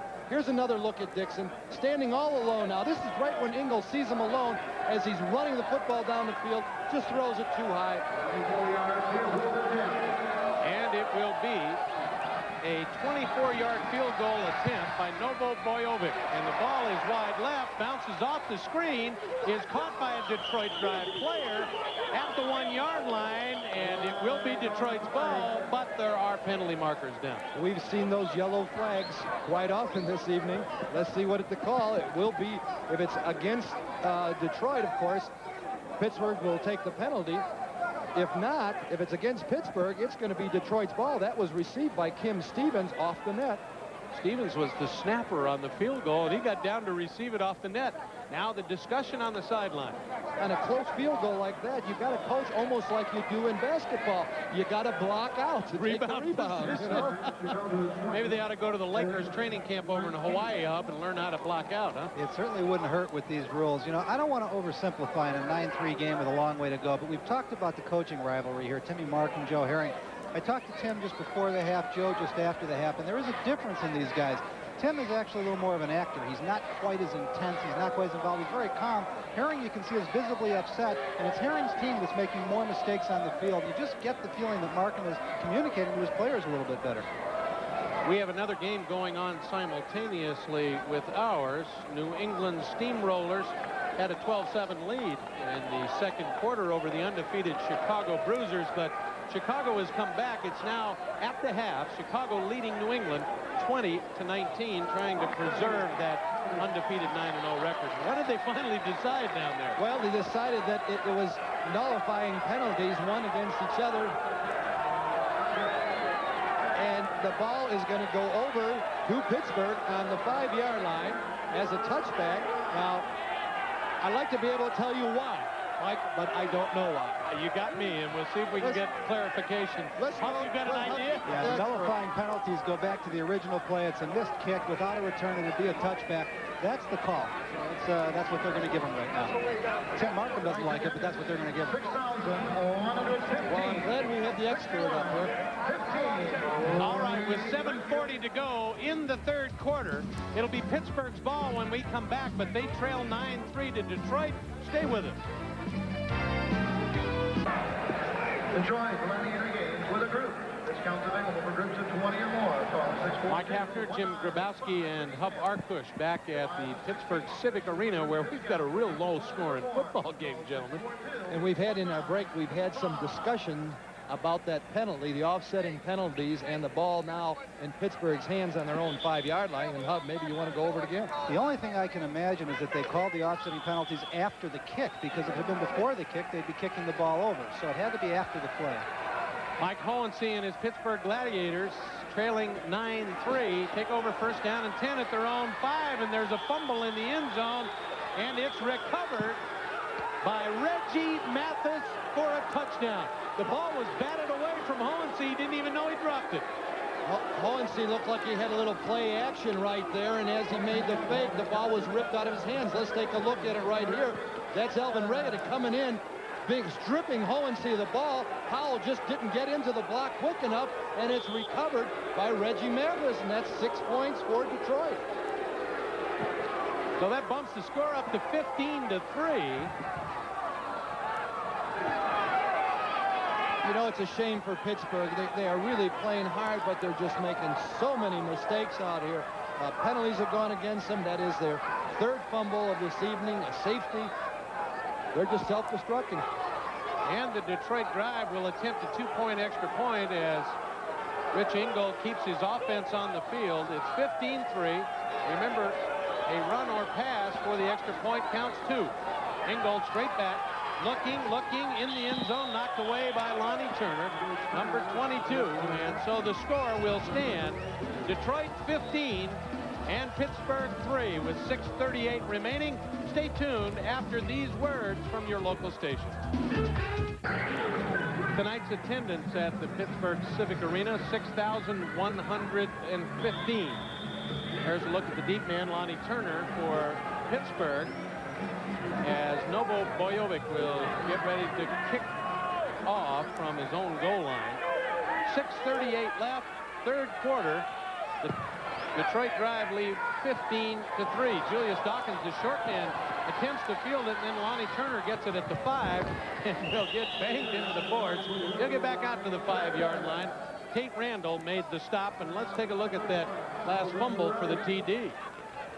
Now you watch here. It's a blitz by number 31, Elvin Reddick, and 44 is the man who's supposed to pick up that blitz, and he just doesn't meet Reddick in the hole quick enough. And watch Reddick, 31, reach out with that right hand and just pop the ball loose from Hohensee. Now watch, Reggie Mathis right there is alertly pops on it. Now watch the reaction right now. Hey, this is a jam.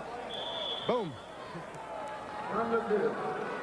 As you can see right there, Pittsburgh has only fumbled 9 times in the 10 games. An illegal procedure penalty on Pittsburgh moved them back to the 2-yard line to 3 yards. And on first down and 13, Julius Dawkins gets the reception, tackled there by Nate Miller. As he gets out from the 9-yard line, a gain of 6. It'll bring up a second down and 4 yards to go. We had said how well the defense is playing. Here's an example right there. Reggie Mathis again in on Hohensee, but a reception this time to Dawkins. Second down. Good job by Hohensee getting the ball off. Second down, 4 at the 9 for Pittsburgh. They trail 15-3, 5:44 remaining. Third quarter, and again, Hohensee looking out in the flat, and the ball sails incomplete. It was intended for Rick Shepis. Next week in Arena Ball, the 11th week, New England at Detroit, and Los Angeles at Chicago. That on Saturday the 9th. And Both those games will be available on ESPN to certain parts of the country. Pittsburgh at New York on Monday night. 3rd down and 4 from the 9-yard line of Pittsburgh. 5:11 and counting, 3rd quarter. Hohensee needs 4 for a first down, and he won't get it. He'll be sacked by Reddick again on the blitz back at the 3-yard line. A loss of 6. It'll bring up 4th down. And our next Ms. Lou Arena Ball telecast will be Friday, July 15th, when we travel to Detroit, Joe Louis Arena, and watch the New York Knights for our first time this year. Well, Joe Herring right there is wondering, what do I got to do to get some protection for Hohensee? He's been under tremendous pressure, especially in the second half. And that pressure has come from number 31, Alvin Reddick, and from Reggie Mathis. 4 yards deep in the end zone, plus the 8 of the other end zone, and 50 makes it a 62-yard attempt for Rusty Fricky. And he drives it deep, but it won't be long enough. And it's fielded in the end zone, out over the 10, 15, 20 by George LaFrance. And LaFrance, who I believe Hub has gone over 500 yards in return yardage, which is a record. That return puts him well over 500, Mike. We're watching what Reggie Smith might be doing in Chicago. It's time for English Leather Presents an Arena Ball rule. A zone defense is outlawed. Man-to-man defense is the only pass defense allowed. In Hub Arkush back in Pittsburgh. There's a guy who gets up close and personal, huh? Yeah, he really gets some great shots. There's a picture of what the cameraman sees. Almost got him. He almost got it right in the lens. Catch that ball, youngster. All right, first down and 10 at the 22-yard line after the LaFrance return of the missed field goal by Rusty Fricky. And Detroit leading 15-3 has Ingold going to the flat. And the ball is out of bounds. Didn't get a foot down, George LaFrance. Cornelius Ross had the coverage on LaFrance, and it's out of bounds. Let's take a look at it. The great angle right here. Let's see if he's got both 1 foot in bounds. Boy, I'll tell you, look, it almost looked like he had 2 feet in bounds now, unless he was bobbling the football. Now, I don't know what the officials saw. Our angle says it was a good reception. No instant replay in this league, folks, so it goes to 2nd down and 10, unfortunately, for Detroit. Maybe the brakes are starting to swing the other way, guys. 2nd down, 10, 22-yard line of Detroit. Ingold on the quick roll, and it's complete in the flat to George LaFrance. He'll get up over midfield and be tackled at the 22-yard line by Keith Tinsley. A 6-yard gain, 7-yard gain, 3rd down and 3. Well, you make the call right here. Here's another look at it. Did he have 1 foot, 2 feet? I said both of them. Unfortunately, you don't have a striped shirt, and it made it incomplete. But I think you're right, Jimmy. I think at least one was in. 3rd down and 4 after the 6-yard gain by LaFrance. The ball at the 22-yard line of Pittsburgh. Ingold needs 4 for a first down on 3rd down. Penalty markers down.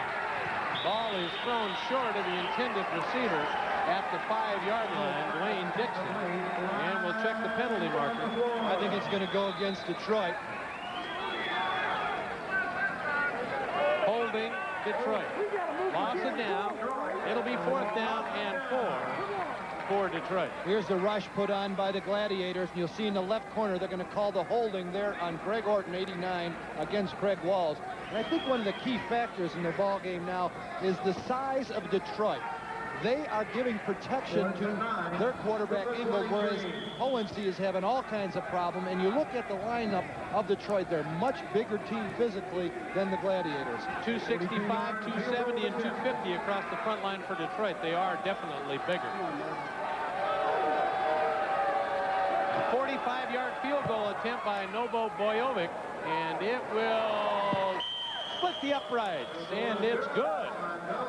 48 yards by Bojovic, and the former Central Michigan star drills it through and jumps the score up to Detroit 18 and the Gladiators 3. You know, Mike, when you get down in the field, you get a real appreciation how difficult those field goals are. That is really narrow. Those 9 feet don't look like 9 feet when you're 30 yards away. A 48-yard field goal in the NFL is a good field goal from that distance when you've got 18.5 feet to kick it in.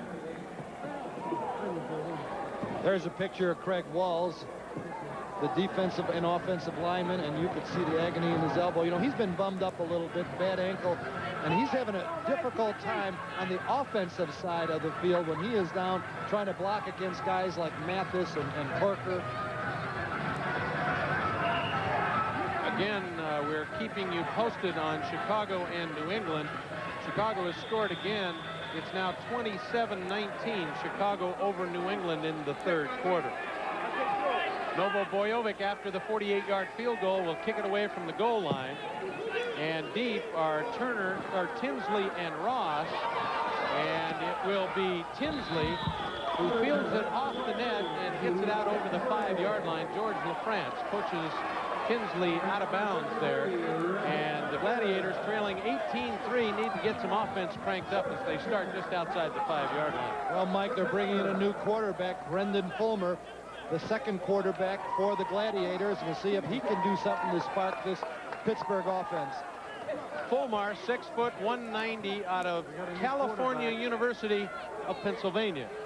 There's a picture of Craig Federico, who was injured last week against Chicago. He's got some knee problems, and this is an example of what's been happening to the Pittsburgh team over the last couple of weeks. So Brendan Fulmer takes over, and Joe Herring has said a number of times he'd start with any other team. He's that good. And Fulmer's pass is complete to Julius Dawkins up over the 10-yard line. Nate Miller had the coverage. They'll give him 6 yards. It'll be 2nd down and 4 for Pittsburgh. Well, they're going to have to go to the short stuff, Mike, because they're just not giving the quarterback enough time to go deep. So Fulmer, number 7, has taken over for the starter, Mike Hohensee, and Joe Herring will see if his backup quarterback can generate some offense. 2nd down, 4. And again, Fulmer complete to the 19-yard line to Lonnie Turner, and he's pushed out of bounds there by Steve Griffin. A nice gain of 9 yards and enough for a 1st down. There's the man who Fulmer replaced, Hohensee, taking a little breather on the sideline. I don't believe he's hurt. I just think that they're going to try to put Fulmer in to see if he can get something going. I don't think he's hurt, Jim. He's just taking a tremendous beating tonight. And also, if Hohensee has a weakness, he's very immobile. And with this big rush, maybe Fulmer can do a better job. Fulmer again to drop on 1st down and 10, and tries to complete it in the flat to Julius Dawkins, who was open at the 19-yard line. Nate Miller had pretty good coverage. Fulmer tried to squeeze it in, but it falls incomplete. It'll be 2nd and 10 at the 19-yard line of the Gladiators. And once again, Detroit rushed that pass. Fulmer would have liked to have had a split second more to get the ball off, but he felt the pressure and got rid of it a little quicker than he wanted to. Going for Dawkins, 46, who's a hometown boy, played at the University of Pittsburgh. Fulmer under center, 2nd down 10, his own 19. Motion by Turner. Fulmer on the flat, and he's got Turner. And he's about 2 yards short of 1st down yardage as he gets over midfield at the 25. And it's time for us to end the 3rd quarter. We'll be back with the score: Detroit 18 and Pittsburgh 3. Hub Arkush back for the start of the 4th quarter here at the Pittsburgh Civic Arena. Brendan Fulmer has taken over for starter Mike Hohensee at quarterback, and Pittsburgh, trailing 18-3, faces a 3rd down and 1. And he tried a little dump pass to pick up the 1 yard to his tight end Ernest Adams, and Detroit didn't buy any of it, Jim. They've thrown to Adams several times throughout this season. He's caught 5 passes for 29 yards. It's the tight end. He's not used very often. They try to use him in the short yardage. This time it was well read by the Jill linebacker, and it goes as an incompletion. 14:33 remaining. We're in the 4th quarter, and we haven't had a touchdown pass tonight, guys. That is strange in this league. 2 teams going at it defensively, tooth and nail. It's 4th down and a long one as Fulmer is going deep to the end zone, and the pass is incomplete. It was Julius Dawkins, the intended receiver. Nate Miller had him screened, and the ball falls incomplete, and it will go over to Detroit. Watch the way Nate Miller takes the inside away from Julius Dawkins. Dawkins has to go over his shoulder to try to get to the football. Now watch it. Again, Nate Miller sees it on the inside. He's going to take the inside away, and the only way Dawkins can get to the football is going over Miller. Now let's look at the pass rush. See what kind of pressure is on Fulmer. That time, not too bad. Pretty decent blocking one of the few times, well, you'll see that Fulmer did get hit, but after the release. But the blocking was better than we've seen most of this evening. Pittsburgh first in the league in scoring, but they've had a tough night with the turnovers. And on the 4th down incompletion, the ball goes over to Detroit. First down and 10 at their own 23. Ball tipped up in the air and intercepted by Mike Powell. And Powell will get it inside the 10-yard line. Oh, the linebacker, fullback, makes the big play, Jimmy. Well, we've seen him earlier in this game take that flat area and tip the ball. He's out there again. This time he tips it back to himself and gets the interception. And this may be the break to get these Gladiators going. Outstanding job by linebacker Mike Powell. Watch it right there. He tips it up in the air, Mike. Down along the sidelines, takes it for all it's worth. 13:39 remaining, 4th quarter. Detroit 18, Pittsburgh 3, but they're threatening. 3 face a 3rd down and goal from the Detroit 7-yard line. Fulmer has motion. Penalty markers fly. Pass complete over the middle to Dawkins for a touchdown. But I've got a feeling it's going to come back on motion. But we'll see. Well, it looked like possibly that there were 2 men in motion. Shepis was in motion to the right, and Turner was moving. Now, let's see what they call. You'll see that's number 22, Turner, did get set, though. And let's see. There's the reception to Julius Dawkins, who was open in the end zone. But they're going to call it good. I'll tell you what, guys, you know, it looked like motion, but there was never any flags on the field. The referees didn't see what we saw, I guess. So with 11:15 and counting, we've got touchdown time as Fulmer over the middle to Julius Dawkins gets the score, and it's 18-9 with the 2-point extra point coming up for Fulmer. Fulmer's offense on the field, and they'll go from the 5. Pass is thrown in the end zone and caught by Stuart Mitchell. Was he in?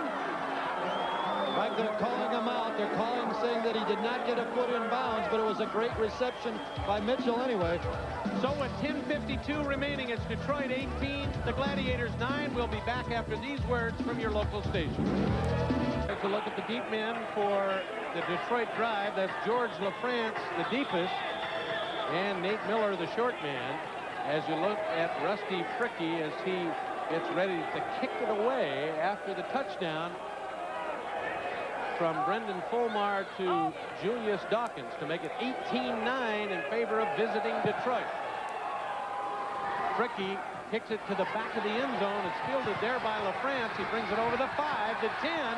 Gets outside at the 15 and will be brought down at the 21-yard line by Scott Dimitrenko out of Albany State. Well, you could tell LaFrance is a receiver. Just see the way he picked that ball off. And that was a one-handed reception of the kick. Let's watch it here. That's a line driver by Fricky. Now watch how he picks it up one-handed. Hey, that's pretty darn good. And a good return by George LaFrance. He's looking all the way now. Nice cut back to the outside. Breaks the tackle Fricky. That's Scott Dimitrenko that finally pulls him down. First down 10, 21-yard line. Detroit drive lead 18-9. Ingle, lots of time. Gets his man at the 18-yard line. A little bit too high for Dwayne Dixon.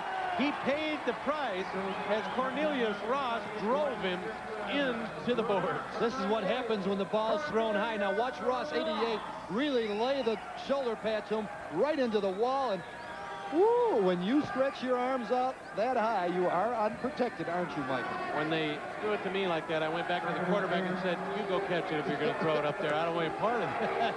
Second down and 10. Ingold again, same flat. This time it's complete inside the 20-yard line. Complete to George LaFrance. And he's very close to first down yardage at the 19-yard line. Cornelius Ross with the coverage. Ball thrown to the same flat, but notice this time it was almost a one-hopper. Hey, you know, Dixon went back to the huddle last time and said, Rich, don't do that to me. That's right. Don't expose my kidneys to the defensive backs like that. 9:34 remaining, fourth quarter. Detroit has the ball, and they lead 18-9 as the yard markers will be brought in to measure for a first down, and it is enough for the first down on the completion. So mark the ball at the 19-yard line of Pittsburgh. First down and 10 Detroit, and they lead 18-9. Gladiators look tired, Mike. As we've said throughout this football game, they are really beat up. And I've noticed Craig Walls is not on the field right now. His ankle's really bothering him. I saw him come off after the last exchange. He was limping and he was hurt. First down 10. Detroit drive. Pitch out to Holman, the fullback. Inside the 15, the 10, down to the 5. And there's the prime example as Dawkins pushes him down at the 5 of being tired. When you see the run coming at you, you couldn't do anything about it. Watch this run. There's some great blocking out in front. They really seal the inside off for Holman. See the block out there by LaFrance. Not a great one. He backs into it, but he does enough to seal it off. And look at the corner. They're open for Holman, and he makes the best of it. And there's a penalty marker down on the field. As Rich Ingold, who's 11 of 26 for 99 yards. The penalty is against the Gladiators, so they'll move it half the distance to the goal to the 2.5-yard line, where it'll be first down and goal for Detroit, leading 18-9 with 8:35 remaining.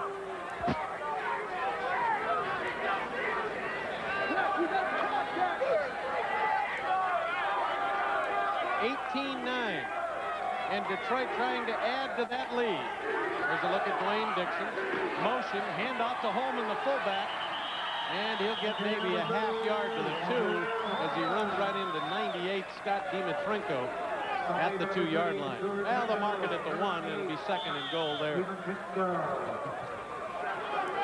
Take a look at the handoff to Holman. He bounces out to the outside. He's hit initially by Stuart Mitchell, head down, and now he's cleaned up by Dimitrenko. Stopped him short of that 6 points. They never got you there, did they? Too many times. Too many times. Second down and goal from the 1. Holman is the lone setback. He'll get the ball again on the pitch, and he won't get in this time either, as Stuart Mitchell out of Cornell comes up to tackle him in the backfield for a loss of 1. Where'd those Ivy Leaguers learn how to tackle like that? It's the same play again to the right side. Let's take a look at it. A pitch out to Holman, the fullback. Gets the ball, turns it upfield. Now watch 30. Makes the trip right there, and it stops Holman short of the touchdown. Another look at it. This is the view that Stuart Mitchell has. He reads the play. He cuts inside. Trips up Holman short. Third and goal at the 1. Again, this time the fake to Holman, and Ingold keeps and gets into the end zone, but there's some of that yellow laundry on the field, and it's going to go against Detroit. Someone on the right side, I think, jumped, Mike. Right side of the Detroit team. That's what it is. They're going to walk it off as a legal procedure. Why was Timmy Markham smiling there? That was un-Markham-like, wasn't it? I think what it was he knew his team was wrong. He knew who did it, and there wasn't much he could do about it. So a 3-yard penalty for the illegal motion on Detroit, and it'll take it back to the 4-yard line. Third and goal from the 4. Let's take a look at it. See if you can catch the person who's jumping. It's on the right side. Yep, that's John Corker, a half a second early. When you're 6'6", 245, you don't need an hit. So third down and goal from the 4. Ingold on the Utah pass. The quick shovel pass to his fullback Holman, and it's an easy score. Cactus Jack Curtis at Utah State invented that little shovel pass. There's a little bit of trivia out there for you folks. You've heard it from Mike Haffner, the originator of the shuffle pass. Yeah. Do you remember, I believe it was Lee Grosscup, the quarterback at Utah. That's why they call it the Utah pass. Cactus Jack Curtis was his coach there back in the 50s or 60s. I guess if you live out west, Hub, you call it the Utah pass. We in the Midwest just call it a shuffle pass, you know? Well, whatever it takes to get it in the end zone, guys, that's a big score for the Detroit Drive. 24-9 now as Novo Bojovic will come on for the extra point out of the hold of Ingold. Long snap count. Ball is down, kick is up, and it is good. So with 5:44 remaining, it's Detroit 25. And the Gladiators, and he'll bounce out over the 8-yard line, and they'll mark it down at about the 11, where it'll be first down and 10 for Pittsburgh. Take another look at the touchdown. You see Holman bounce out, just bounce into the middle, waiting for the football. Little flip by Ingold. Good move by Holman there to break the tackle of Dimitrenko and into the end zone for 6. Bojovic added the extra point, so Detroit now leads 25-9, and that's still a low point total. I believe the record is 56.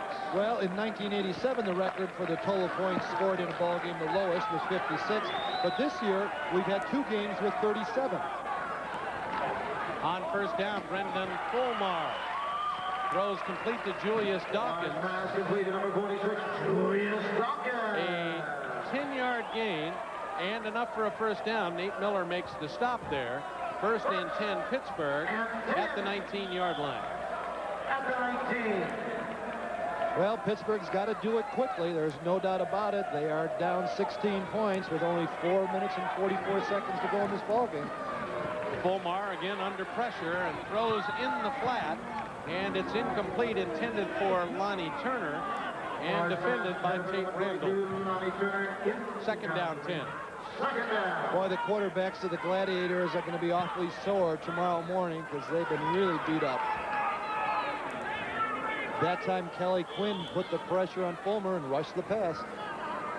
4:16, the clock is moving. And Pittsburgh comes out facing a second down and 10 at their 19-yard line. Motion by Lonnie Turner. Fulmer under pressure, throws deep, got Dawkins wide open at the 8-yard line. And because he was rushed and bumped, that ball fluttered down there and Dawkins didn't have a chance to catch it. Dawkins made the effort to come back to the football. Fulmer just couldn't get anything on it because someone was hanging all over his legs. Now watch Fulmer. Watch the pressure from the top part of your screen. That's Kelly Quinn again. And the ball is thrown short. Dawkins trying to get back to it. Had an opportunity to hang on to it, but he couldn't.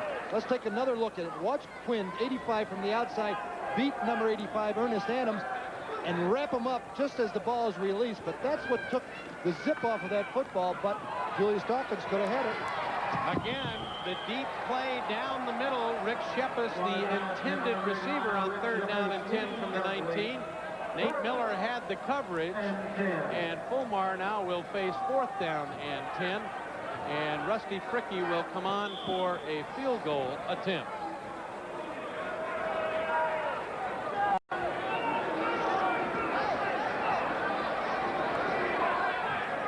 .257 and counting, and the clock moves, remember, until we get to the 1 minute mark of each half, and that's a minute 50 seconds away.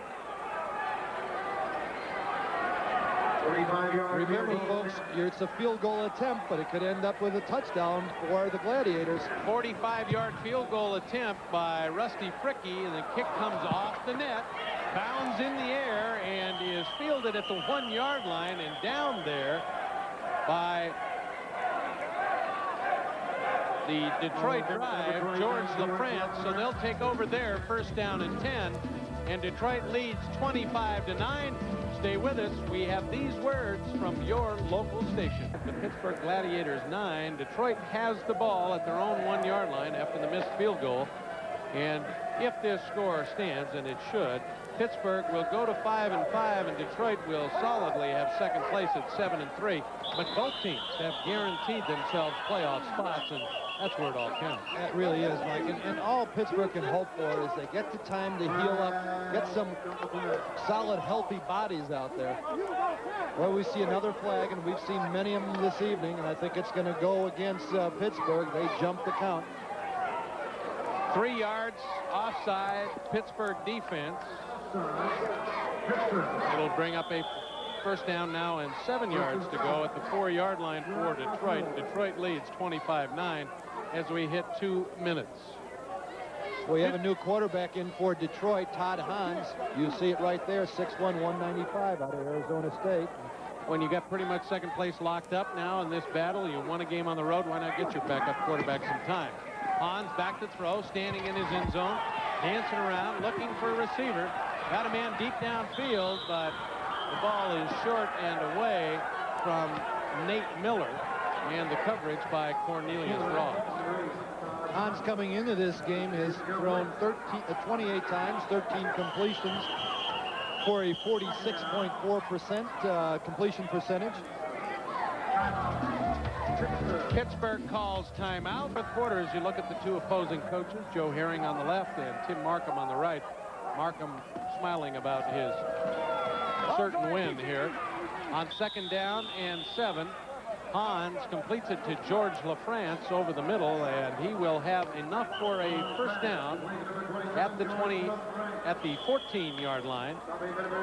Tackle made by Keith Tinsley, and we've got timeout as Pittsburgh calls a timeout with 1:11 to go. They haven't given up the ghost yet, but Detroit leads 25-9.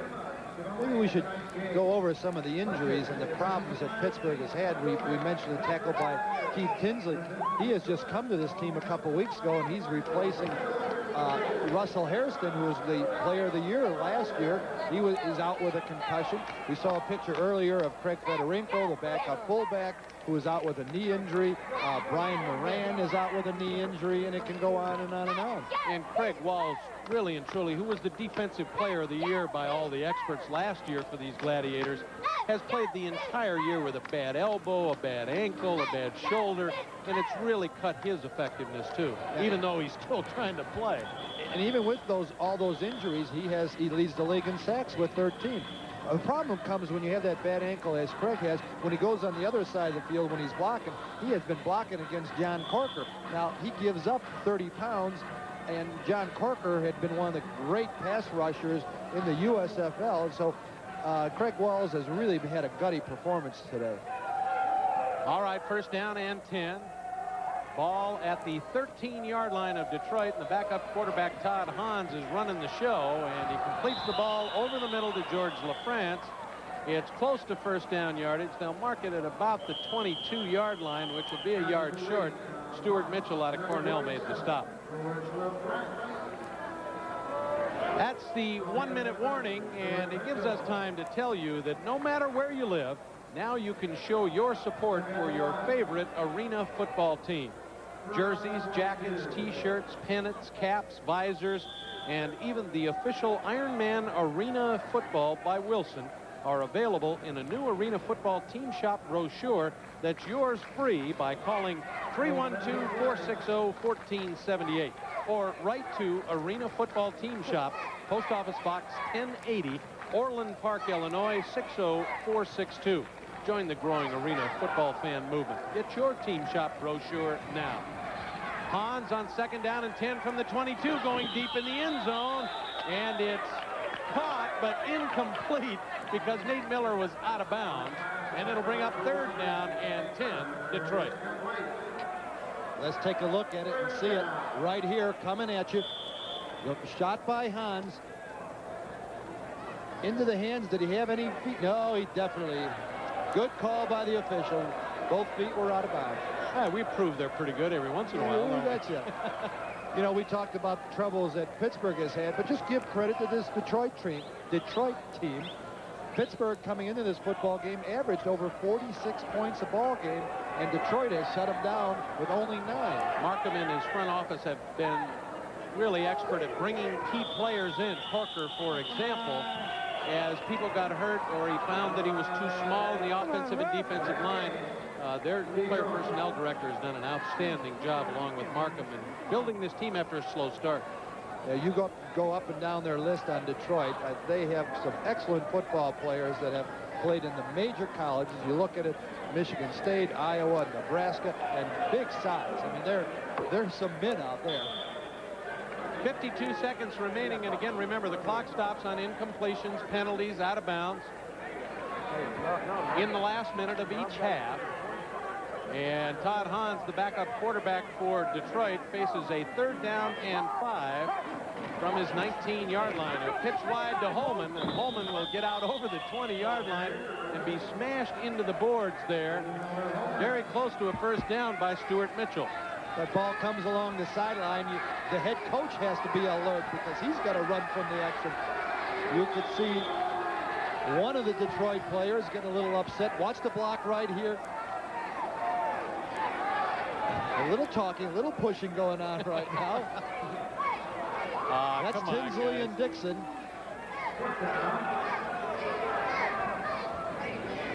So with 48 seconds remaining, and the clock stopped there on the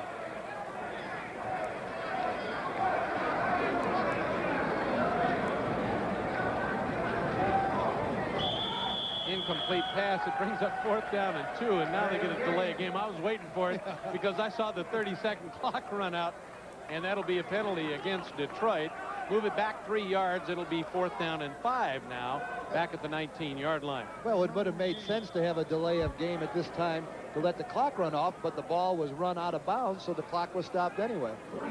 Got a score from Chicago, 62-19 in favor of the Bruisers. They got mad about being close in the first half. Cornelius Ross will be deep for the field goal attempt by Novo Bojovic. Bojovic will get it away from his own 12-yard line, and the kick is dead center. That was 46 yards. There's the Iron Man of the game, Reggie Mathis. And Reggie, who caused some fumbles, was part of that tremendous pass rush and did some pretty good offensive pass blocking. Jimmy, he deserves it. That's right. He scored a touchdown by falling on the ball in the end zone. So with that field goal by Novo Bojovic, we will take the ball back to the goal line. Bojovic will kick it away, and Detroit has pretty much locked this one up, Jimmy. 28-9. Yeah, we would need 3 miracles for Detroit to blow this football game. And this ties the lowest scores between these two teams, but with 42 seconds to go, there's plenty of time left for 1 or 2 teams to score. Bojovic will kick it away from his own goal line, and you see it from Turner or Tinsley and Ross's perspective, and it will be Cornelius Ross back out over the 10 to the 15-yard line and bounced out of bounds by David Evans at the 16, where the Pittsburgh Gladiators will take over 1st down and 10, trailing 28-9 with 37 seconds remaining in this football game. Well, if you're Joe Herring right now, all you can hope for is they don't have any more injuries. Guys, protect yourself for the last 37 seconds. And the one way to protect yourself is play hard. As soon as you slow up, the injuries tend to mount. So Brendan Fulmer, the backup quarterback for Pittsburgh, will bring his offense out. 1st down and 10, 16-yard line of the Gladiators. Going deep, wants Julius Dawkins at the 4. Ball is batted away there by Dwayne Dixon. Make that Tate Randall. Randall bats it away from Dawkins. It'll be 2nd down and 10 at the 16, and we've got penalty markers down. All right, let's go. Get in the house. Let's go. You're wide out, John. Here's a look at Dawkins on that. Oh, it's a fly petter, but well covered by Tate Randall. And he's playing awfully loose. He doesn't have to worry about anything short. Taking away the deep pass, and it was a good play by Tate Randall. 2nd down, at the 16-yard line. 2nd down and 10 for Pittsburgh. 32 seconds remaining. Clock is stopped. Motion by Randall. And intended for number 23, Keith Tinsley, at the 25-yard line. George LaFrance knocked it away, and Fulmer will face 3rd down and 10 at his 16. And Walter Holman is down at the 20-yard line and injured.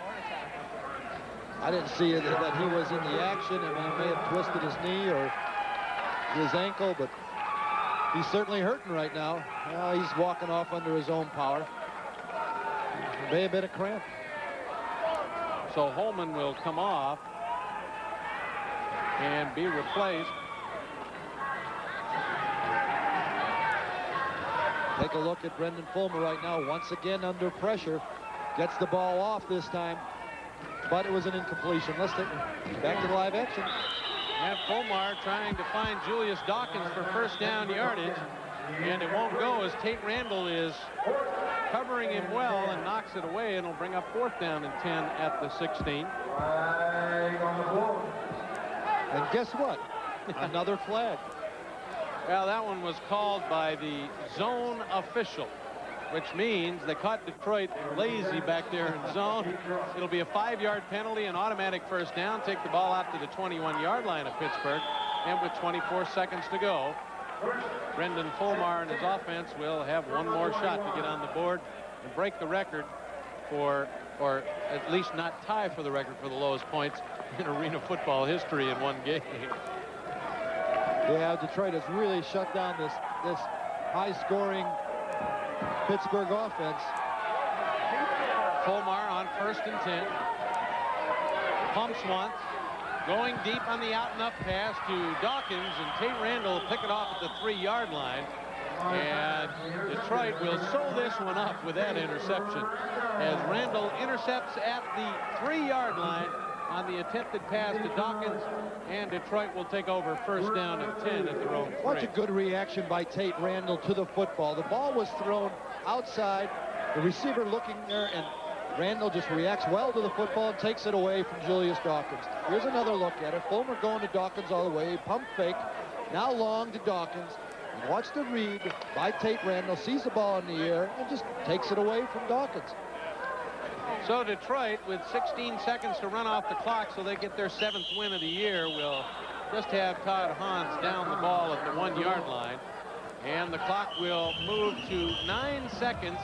8 seconds, and we'll get a timeout, Pittsburgh. So Pittsburgh just won't give up. They're going to get rid of their last timeout, say thank you very much, but this one isn't over yet. Well, this is what I always wonder about. When I'm on the other side and I got the lead, I said, why are you taking the timeout?